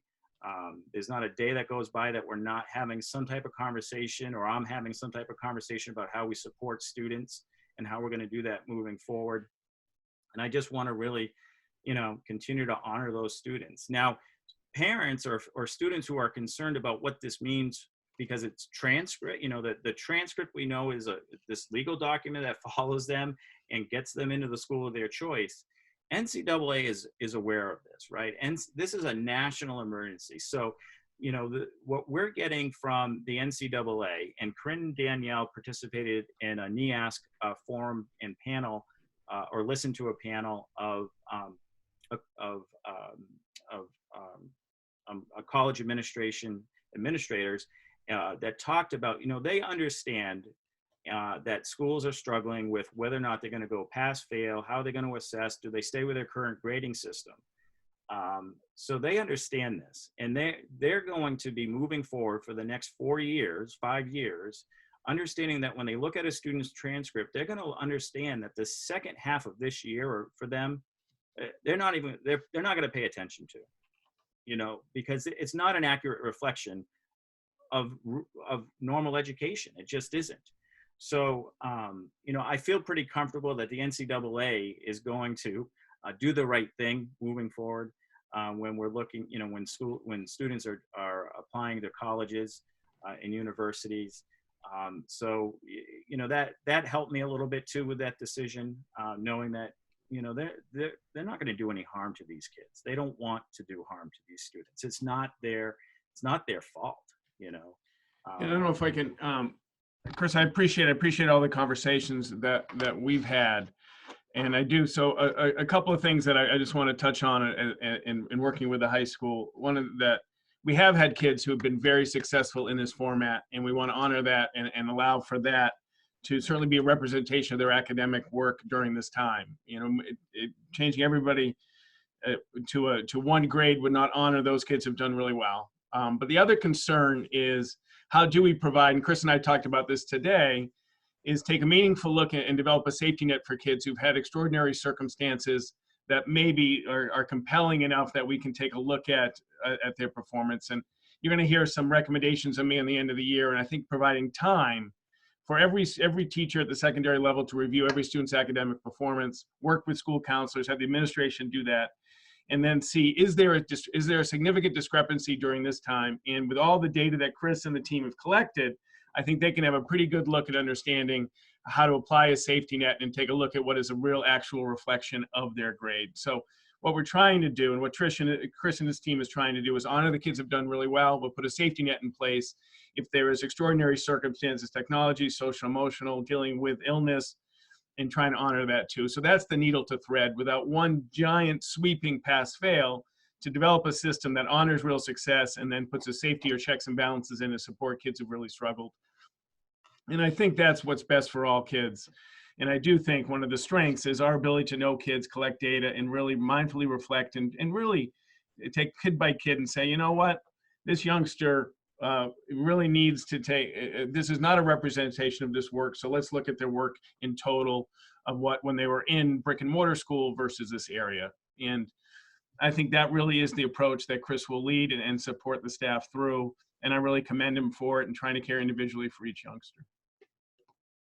Thank you, Chris. That was a really good explanation of your thought process and how you got here. And Steve, thanks for clarifying and helping us think through this. So I'm going to ask Rob, and then Norm had your hands up. So Rob.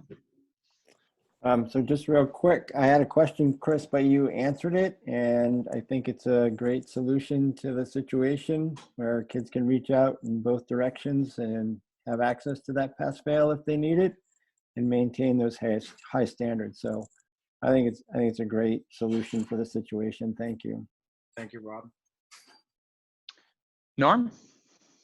Hey, Chris, thank you for the explanation. I just had a quick question. So, of course, the kids, if they're exceeded, in classes, they're gonna still get their grade, which is good. It helps us remain engaged with them. I fully support that. Am I understanding correctly? And it's been a little laggy over here, and I apologize. If their grade starts to dip from the norm, it's a case by case that you guys are gonna evaluate and look at, and then determine, okay, hey, you're going to engage with the student, family, whatever it is, and say, okay, we understand what's going on, rather than just across the plate saying, you know what, if they have an 80, we're going to, and they start to dip, we're going to bump it back to an 80. Instead, you want to engage with them and understand what's going on. Is that what you're kind of recommending? Yeah. Oh, absolutely. I mean, I think that's exactly what our core values and beliefs kind of leads us to do, and getting to know our students, or knowing our students. And I see this as an opportunity to just get our note, in a way, to get our note, to know our students even better than we did before. I would like to think that when this is all over, as a school community, we are stronger than we've ever been because of the relationships that we've been able to build. And out of crisis, I think, does come opportunity. And that's what I'm looking at here. So You know, one of the people I have the utmost respect for is Corinne. You know, Corinne LaJoy has taught me a lot over the years. She leads with heart. She leads with passion. She leads that SST team. It's infectious. You see it in the work that Rebecca does as our assistant principal. She has a lot of contact with kids. You know, and it's just that SST team just cares and has a lot of passion about making those connections with kids and what can we do to support them. And we are really working more on a personal level than as a wide sweep, as Steve was talking about, to say what can we do individually for students that need something individual. And I just think that's what we do in a small community. Like, you know, we can afford to do that in a small community like this. Larger schools, I don't know that they can. You know, And Chris, you know, and I want to say, I think this is a great approach, and you know, I just want to say the engagement has been unbelievable. You know, I get emotional sometimes when I get Rebecca Gagnon's email in the morning. You know, I read it and I'm like, it just gives me a great feeling of this communication. And I have to tell you, sometimes I reply back to her because there's a connection there. And for me, you know, if I was a student, to get that engagement every day, and if I'm starting to slip and you guys reaching out to me, it just shows a lot of value to me. It shows a lot of care, and that's what Hopkinton is about, the care, above all care. Great idea, great. I think we lost you. I think Norm froze up on us. While we get Norm back, does anybody have any other thoughts, concerns, questions on this topic? Have you been universally successful in the ability to reach students or families that have been identified as at risk? Yes, I would say yes, we have been in some form or fashion. You know, there's one student that Danielle Meserve was working very closely with, and it was just consistent effort on a school counselor's part to have the parent finally respond back. You know, it may take only one try with some families. It may take 4 or 5 or a dozen tries with other families because of the circumstances that they have been confronted with. And as I mentioned earlier, you know, when we got to a point where we were no longer able to have any connection with the family or the student, that's when we've pulled in Chief Pecora. And so we're just waiting. I have not followed up with Rebecca today. I don't know if that visit happened today or if it's happening by the end of the week. But, you know, I don't want to say we're pulling out all the stops. We're trying to think of every opportunity that we could think of to make that connection, whether it's through school personnel or last case, or the last step that we'll take is, you know, working with Chief Pecora. And as we all know, he's just wonderful to work with, willing to support us. Okay. Mr. Kelly, I'll let you know he was exceptionally efficient. Did it the exact same day we talked. That was the second home visit he's done for us, and both have been very helpful. We're appreciative. Thank you. Any other thoughts or comments for Chris or Steve? Chris, thank you so much. That was very helpful and great, and I think the solution you guys have worked out sounds like the best one. So thank you. I know that's another large issue that has sort of cropped up for you to deal with. So thank you again. You're welcome. It's been a great team to work with at the middle high school. So thank you.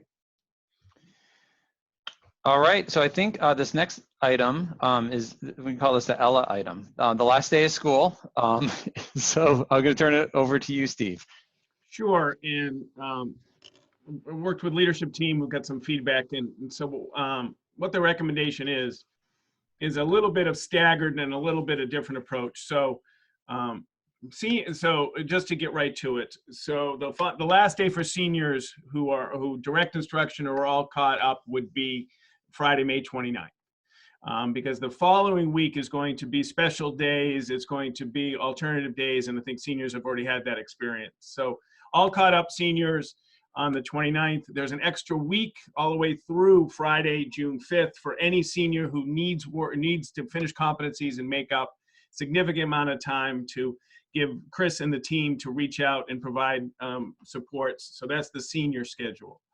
The K through 11, and it's really, again, because of the high school, the secondary schedule. So Monday and Tuesday, the June 1 and 2 and 3 would be the special days at the elementary. That's the field day Bill was talking about, the step-ups, the parades, and doing all that. There'd be some services and some academics, but those are mixed-use days where we try to really make it special at the end of the year. The secondary last day of formal classes would be the 2nd, because remember, Wednesday's a flex day. And so the last day of classes would be the 2nd, and there's some time in there for 1 and 2 for middle school step up, or for middle school stuff, just to maybe some introduction of teachers, and Chris and Rebecca can plan that. And then Wednesday, Thursday, Friday, if you're all caught up, you're all done on the 3rd. That's the last day, but you have 2 more extra days to get some support and finish everything. So the last formal day of student-based support is Friday for everybody, and seniors, and then we stagger some elementaries. So I don't know if that was clear. So Friday, the 29th for seniors, Wednesday for everybody else, and support days for anybody who needs it through Friday. Staff, elementary staff would use some of Thursday, some of Friday as mixed use days, and Monday to take a look at gaps in curriculum, take a look at student profiles, to take notes and reflect on the time, what worked, what strategies worked, really while it's fresh, to do as much as recording, as much understanding where we are in the insured learning process. The middle high school would have, because just how the schedule works, they would have until Tuesday. And I envision a significant amount of time is a student profile review, is what Chris just looked at, each student just assessing where were they, and to reinforce of what a true representation of their learning would be. Also vertical articulation during those days. 3rd grade can meet with 4th grade, 7th with 8th, 8th and 9th, just to get some connection of where the impact of the change in time, change in environment would be. So staff, a lot of horizontal and vertical articulation and reflecting on student performance, academic support through Friday, some special days at the elementary. Thank you, Steve. I saw Ella give a small little fist bump on my screen, for what that's worth. Any questions or thoughts for Steve? This is an action item, and so I think the action item would be the approval of what Steve just laid out. But if there's questions, thoughts, I'd love to hear them. Andrea. Yeah, I just had a quick clarification. So for the I guess K through 11, are they still doing academics and all the way through the 3rd? I heard you say like mixed use, perhaps some other things. It's, if there's any projects or some might need services. So depending on how much time, like a virtual field day would be, I'm not sure virtual field day is a whole 5 hours. So it could be a half a day of content and then virtual field day.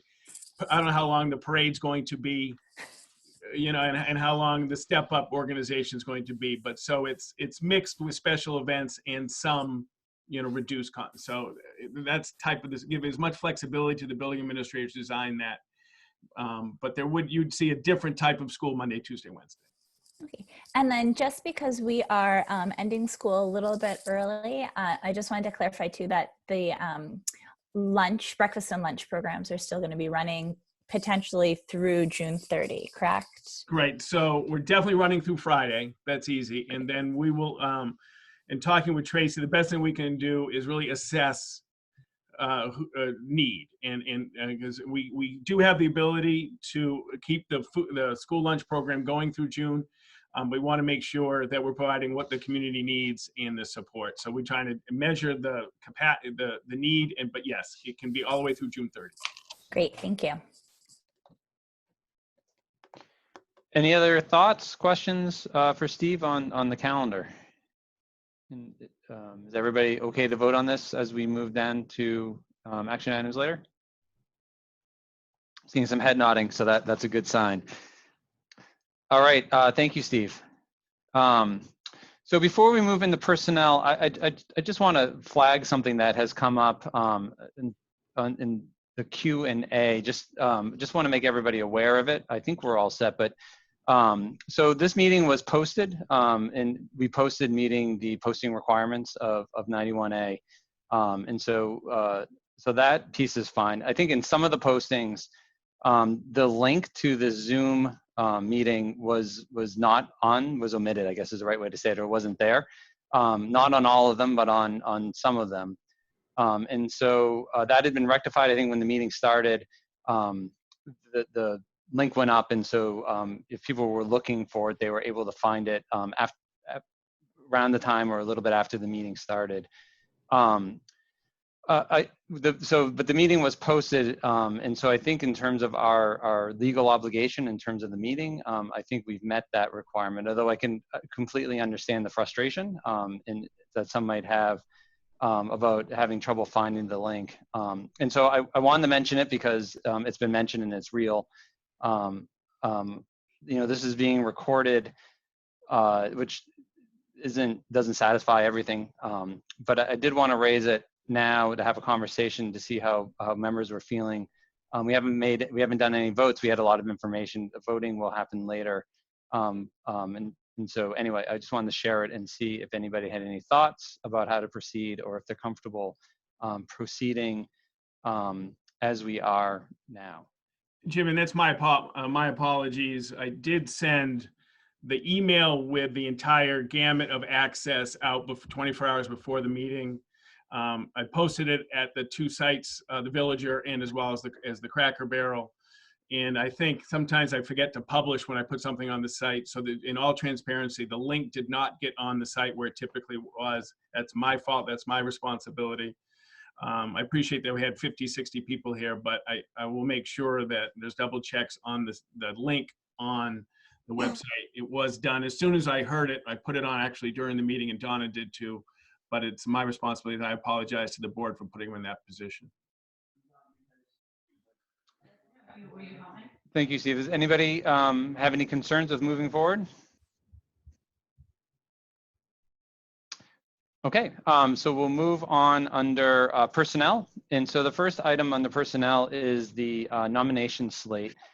And so we have noticed to go have a non-public session about this. And I just wanted to raise, it's really for the board, nothing has changed in terms of what we discussed for the nomination slate in non-public when we did it before. And so by all means, we can go in the non-public. I think if there's additional questions or concerns, if we want to adjust anything, we don't have to go into non-public. And so if folks are comfortable with what we've discussed and we had in the non-public folder on the nominations, and so that material has gone out. But I wanted just to raise that. So if there's any, if we do want to have a non-public, that's fine. And we don't have to have a non-public in order to move forward with the approval of the slate. Steve, did I miss anything in that explanation? I know we talked about it earlier. I just want to make sure I covered that accordingly.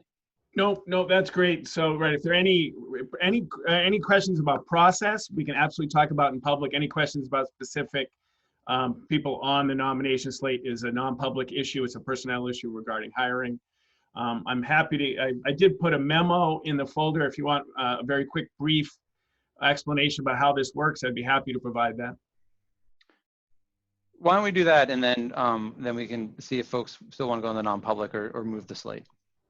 Sure, and I'll just do it briefly. So as we've talked about it, there's a couple of statutory deadlines, and the executive order adjusted that. But as a leadership team, as former building principal, and now as a superintendent, this process, this nomination of staff, and also meeting the continuing contract status is about as serious decision as we can make. Because what we're about to do in a nomination slate, if a teacher has been with us for 3 years and getting a 4th contract, or a teacher has been with us for 5 years and getting a 6th contract, they would have a continuing contract status. And what that means is they have the right of due process on any dismissal termination procedure. As I've talked about with administrators building, so that's something like I don't have. I don't have the right of due process. The board, at their pleasure, can, and maybe after some tonight, they want to do that. No, I'm just kidding. So the board has the ability to dismiss without any hearing for me unless I have that in the contract. So when I talk about this with administration, we talk about this as being a 20-year decision. And that's when I talk about this, when I was in Chris's seat, when I made decisions, they typically weren't 20-year decisions. But now as I move to the superintendency, things like negotiating a contract, there is a article in a contract that has bothered me for 20 years. and so it was in a 20-year decision. So there's, so this is one of those times. And so we spend a lot of time doing a lot of observations, a lot of discussing about staff performance, because if they're here for 20 years of a salary, sometimes we talk about it's $1 million decision. So if it's the first time in New Hampshire, it's 5 years, that 6 contract, they have right to due process. Or if they've had tenure at another or continuing contract status in another district, it's 3. And we have an evaluation process that's outlined in the collective bargaining agreement, which is unusual, but it requires collaboration with the teachers, which we think is a good thing. So the decision tonight we have 2 teachers or 2 positions that if the action item supports it, they would have continuing contract status. And Thanks, so Steve. It's a big thing.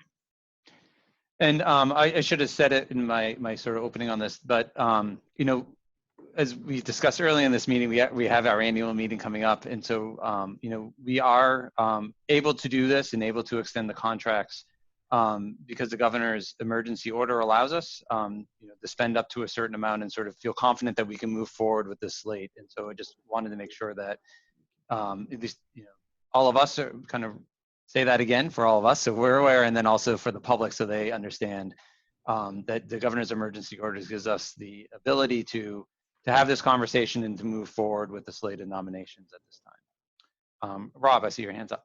Yeah, I'm just going to ask Steve for a little bit of clarity, and he and I have talked about this in the past, but I think it is a 20-year decision, but I hope we're not leaving people with the thought that teachers can't be removed from their jobs if they are not, living up to their obligations. I think it's a big misnomer in the universe that teacher tenure means forever. It simply does mean that you have to show cause, and unfortunately, or fortunately, I guess, if you want to look at it that way, that most school districts don't choose to take that path. So, it's not a forever job. It just becomes a more difficult, tenuous process if somebody is not living up to their obligations as a teacher. That's absolutely fair. Thank you, Rob. And the statute says the Hopkinton School Board is the one that sets those standards, that the teachers are evaluated. And so no, thank you. You are absolutely correct that it is a high bar, but that's important. This is an academic, but it is correct. It is absolutely something that the board can do. Thank you. Any other thoughts on the process? And then I would just ask how folks feel about, do we want to have a non-public session before we go into the action item on this? And I would just say if one board member wants to, then I would think we should just go into non-public on it. If there isn't anybody who does, then we can move the action item as it's been presented. Jim, I would like to go into non-public because I have one thing that I would just want to clarify. Perfect. I'm sorry, I lost my ability to talk for a second there. That sounds perfect. So we can definitely do that. And so we'll hold off on the action item and then we'll go into non-public and then move it in public after the non-public discussion. All right, any other thoughts on this? I think it's great. All right, Steve always said this is the biggest school board, one of the biggest school board votes is this slate right here. So I agree. All right, so we have a notice, 2 notices of non-return, Steve. You want to speak to those? Yeah, I'll just run through the last 3 personnel items. Vera Turner, the kitchen manager of Middle and High School, has given a notice of non-return. She's heading into retirement. We wish her well. Harold Martin School instructional assistant Hannah Cole has given her notice that she's going to go on to try something else in her career. And pleased to bring forward Jean Picard as the school nurse for Harold Martin School with extensive experience at a couple of different districts, which you always like to bring in with experiences. They can just help us with a different perspective and help us improve. So we're looking forward to Jean's influence and wish Hannah and Vera well. Thanks, Steve. Any comments on those three? And congratulations on the hiring. Thank you. All right, seeing none. Thank you all for hanging in there. So we've come to the second public comment the second public comment portion of the meeting. There we go. That was a mouthful to get out. And so I know we have some hands already up, but if there's anybody on the line who wishes to provide public comment, if you go down to the participants portion or section on your page and you click on that, there should be a raise hand button. That's how you'll get in the queue. And it allows me to see that you have a public comment to make, and then I will unmute you and allow you to make your comment. And so our first hand up is from Mary. And so Mary, just give me 1 second as I move you over to give you the opportunity to talk.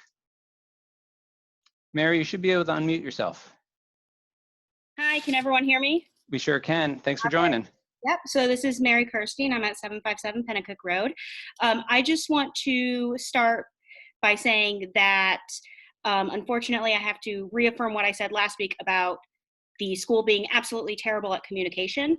I am one of the people who did not have the link to this meeting. I didn't get the link for this meeting until 5:42 exactly, and only because Matt Stone, congrats to him, was on top of his email. So thank you so much, Matt, because you are the reason I was actually able to attend this meeting.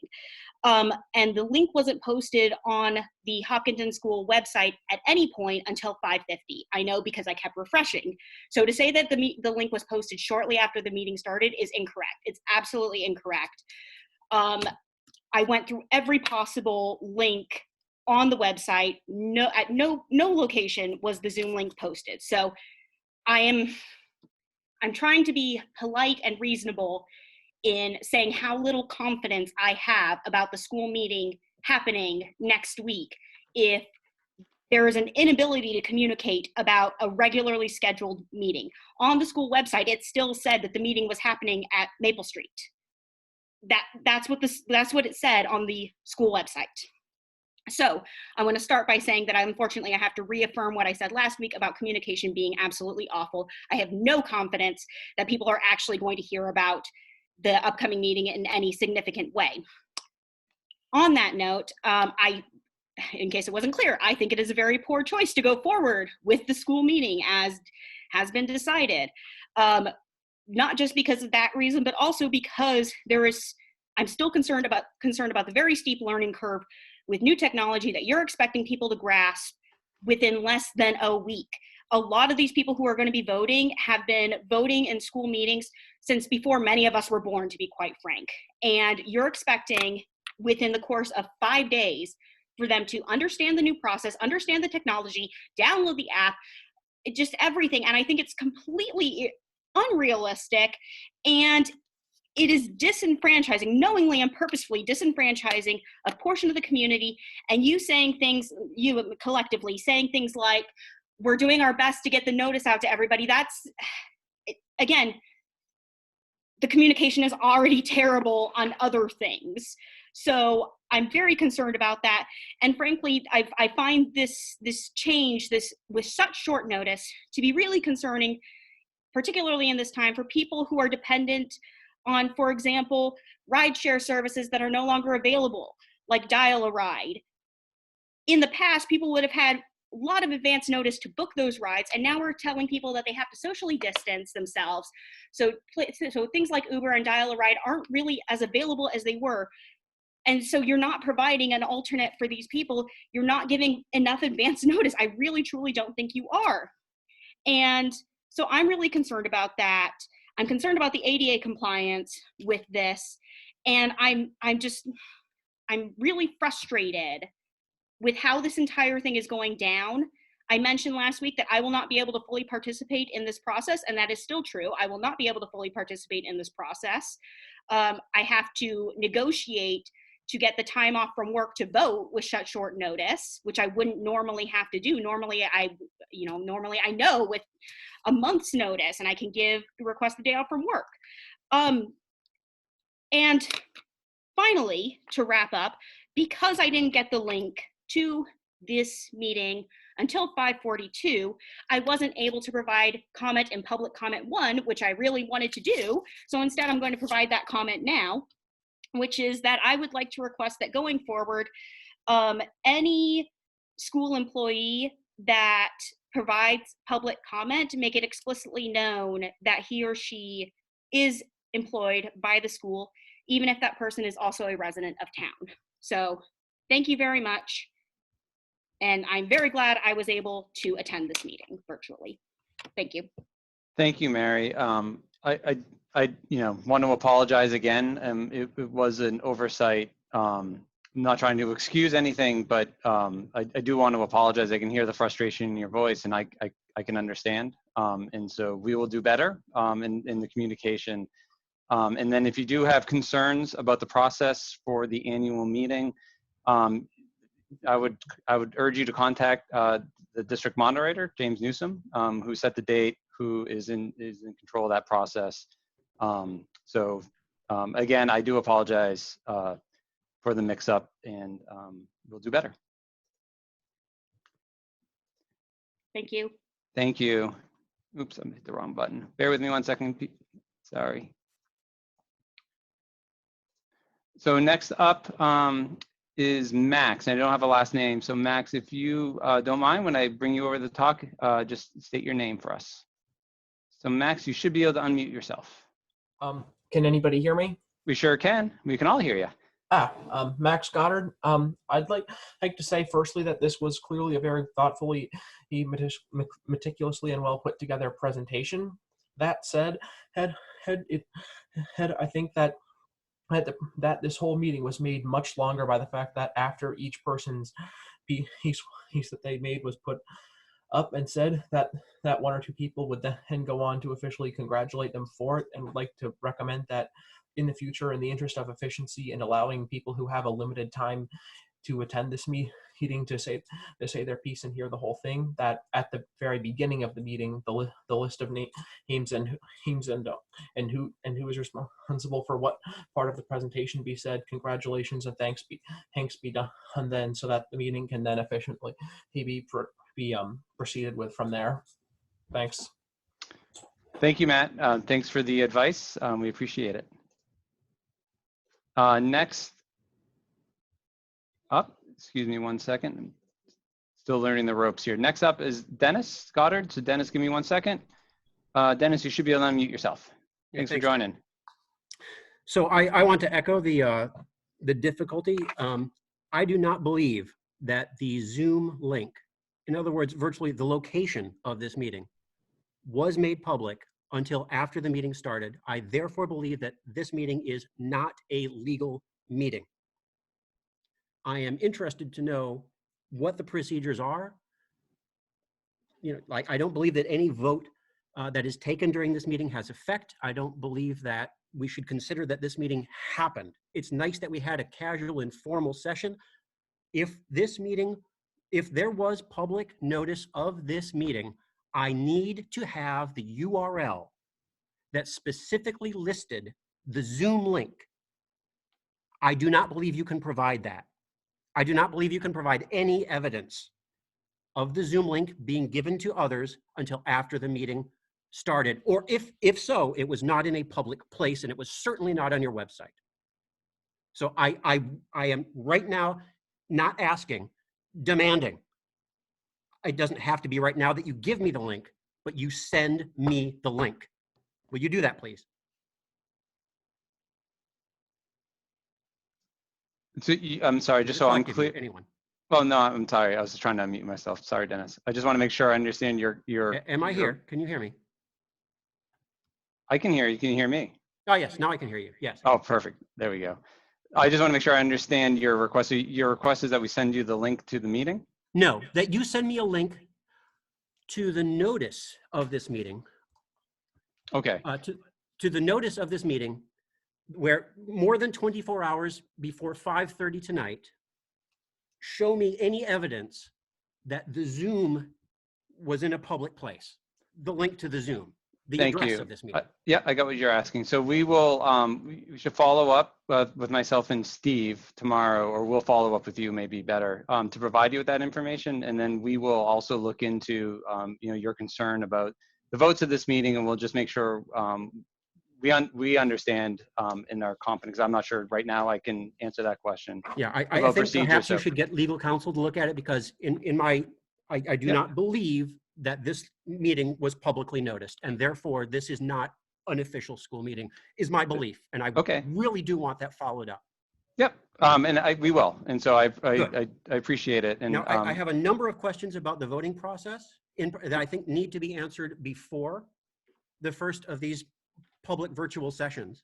And I think this is the only option I have to get some of these questions answered. So if I could ask some questions about the process, is this the time?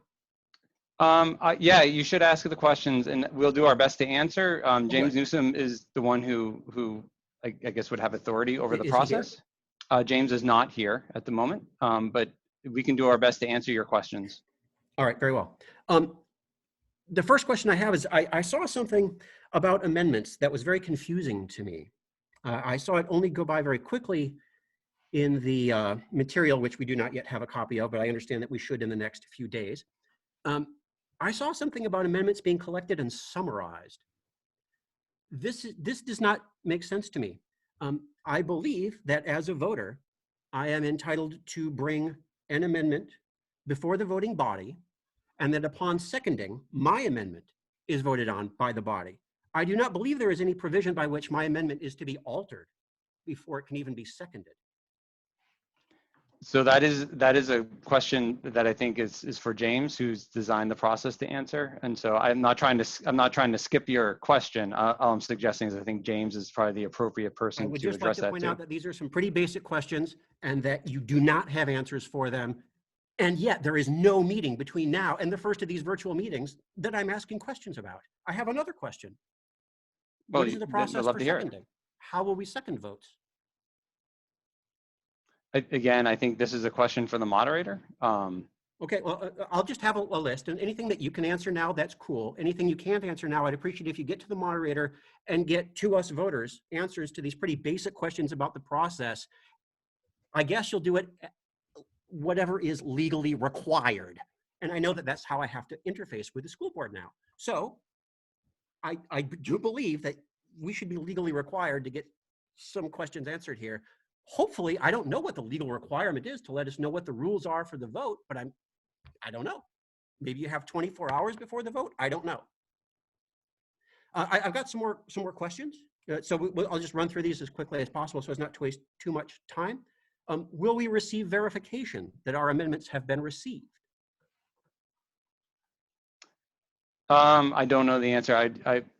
So I can't answer that. That's okay. It's I heard something about an app that needs to be installed. I have a lot of questions about that, as you might imagine. The first of which is, what is this app? Do we have a link to this app?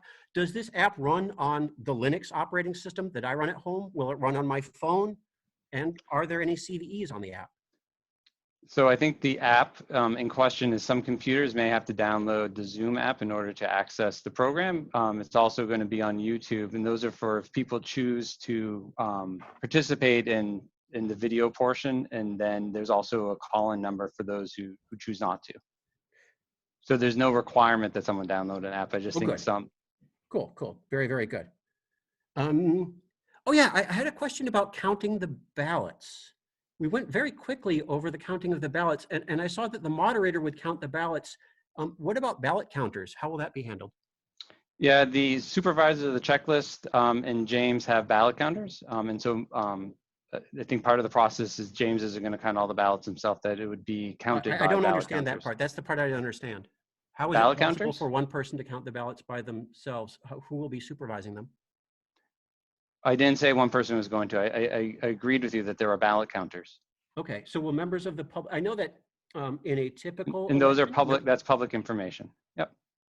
In a typical election, members of the public are able to observe the ballot counting process. Will that be the case here? I think that's a good question to ask the moderator. I would like to ask, I would like you to add that to the list of questions for the moderator. Would you like his email address? No, I would like the board to come with. Because Dennis, these are questions. My job is not to follow up to the moderator for all of his questions. I'm asking on behalf, presumably, of other voters as well. I'm asking the board. You know, I've come to accept that this board really does not take responsibility for anything. I'm just used to that.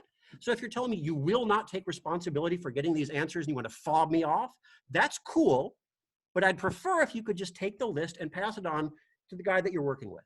Dennis, with all due respect, to say that this board doesn't take responsibility for anything when a large portion of this board has been together for less than 2 months in rather bizarre situations seems rather unfair. This is a very poor time to try and defend yourself.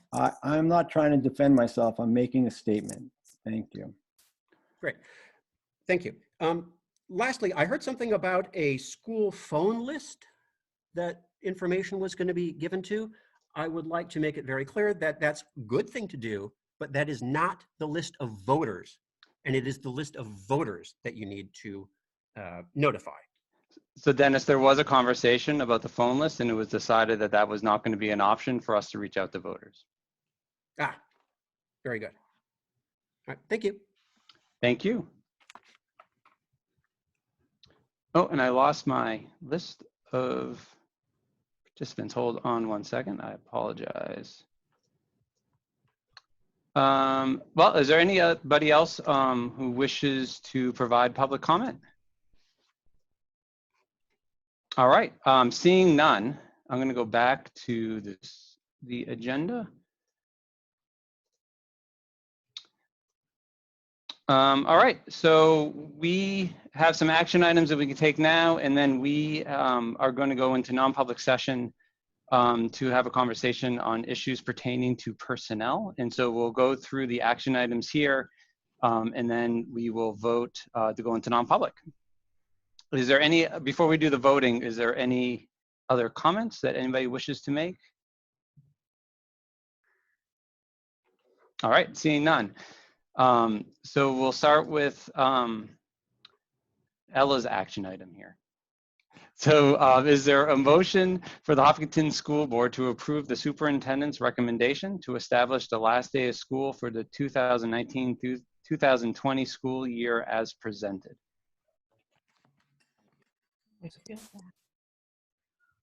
I make Sorry, that. Sorry. Go ahead, Seth. I make that motion. I'll second. Perfect. Is there any discussion or questions about what was presented? I think it's pretty clear, but just want to make sure.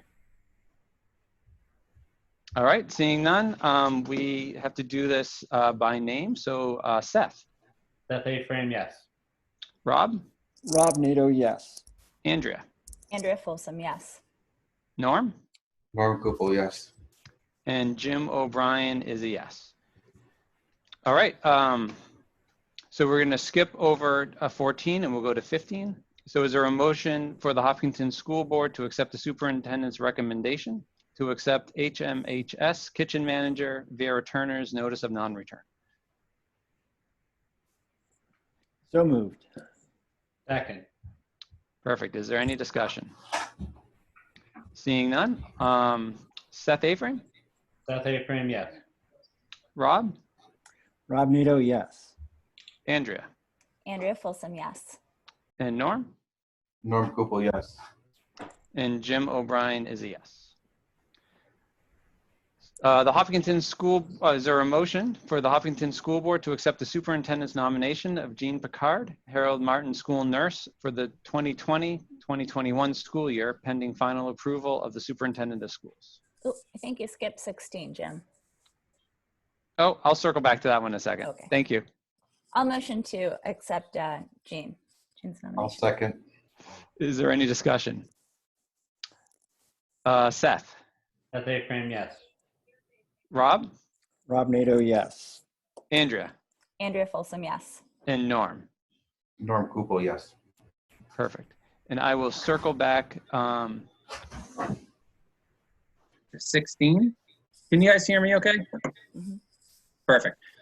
So is there a motion for the Hopkinton School Board to accept the superintendent's recommendation to accept HMS instructional assistant Anna Cole's notice of non-return? So moved. Second. All right, is there any discussion? Can I just ask, bear with me 1 second. Okay, I think I'm in good shape. So Seth?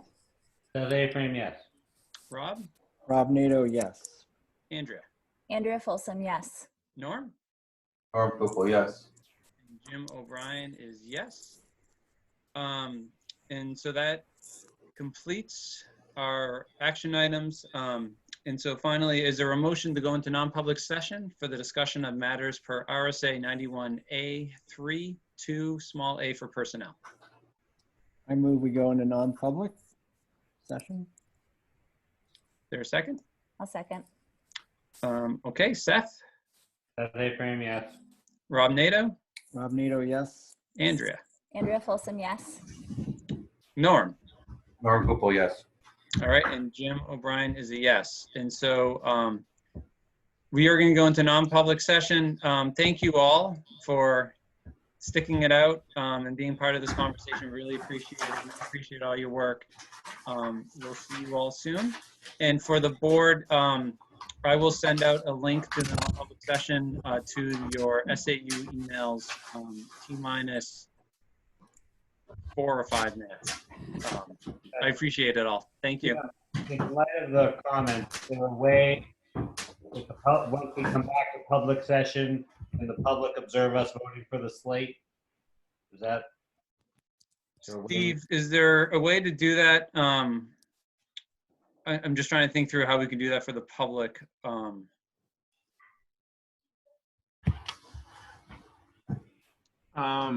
I don't know either.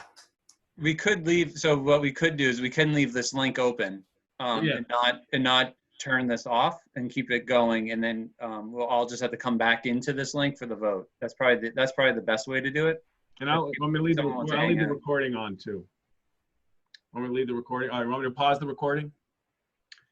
You can pause the recording, but I think we should leave the. Jim, I resumed recording.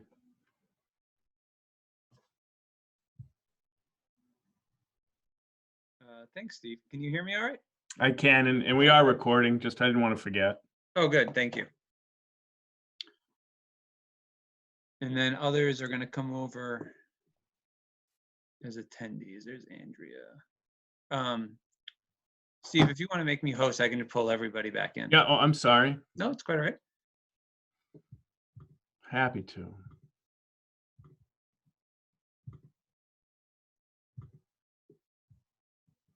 You are back. You've got the con, as they say. All right.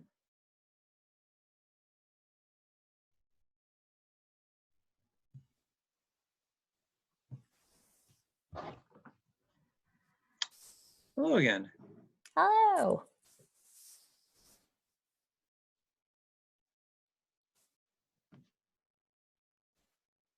There's Norm. I see so many wonderful teachers on too. Hello, teachers. I'm going to take this chance to wave to you all.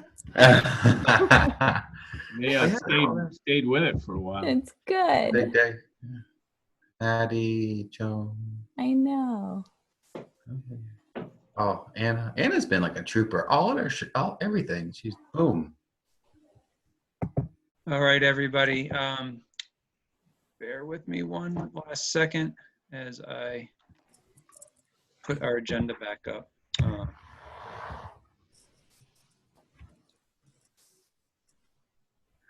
Let's see, what am I doing here? All right, so is there a motion to come out of non-public session? So moved. Second. All right, and so let's see. So Rob? Oh, you're muted, Rob.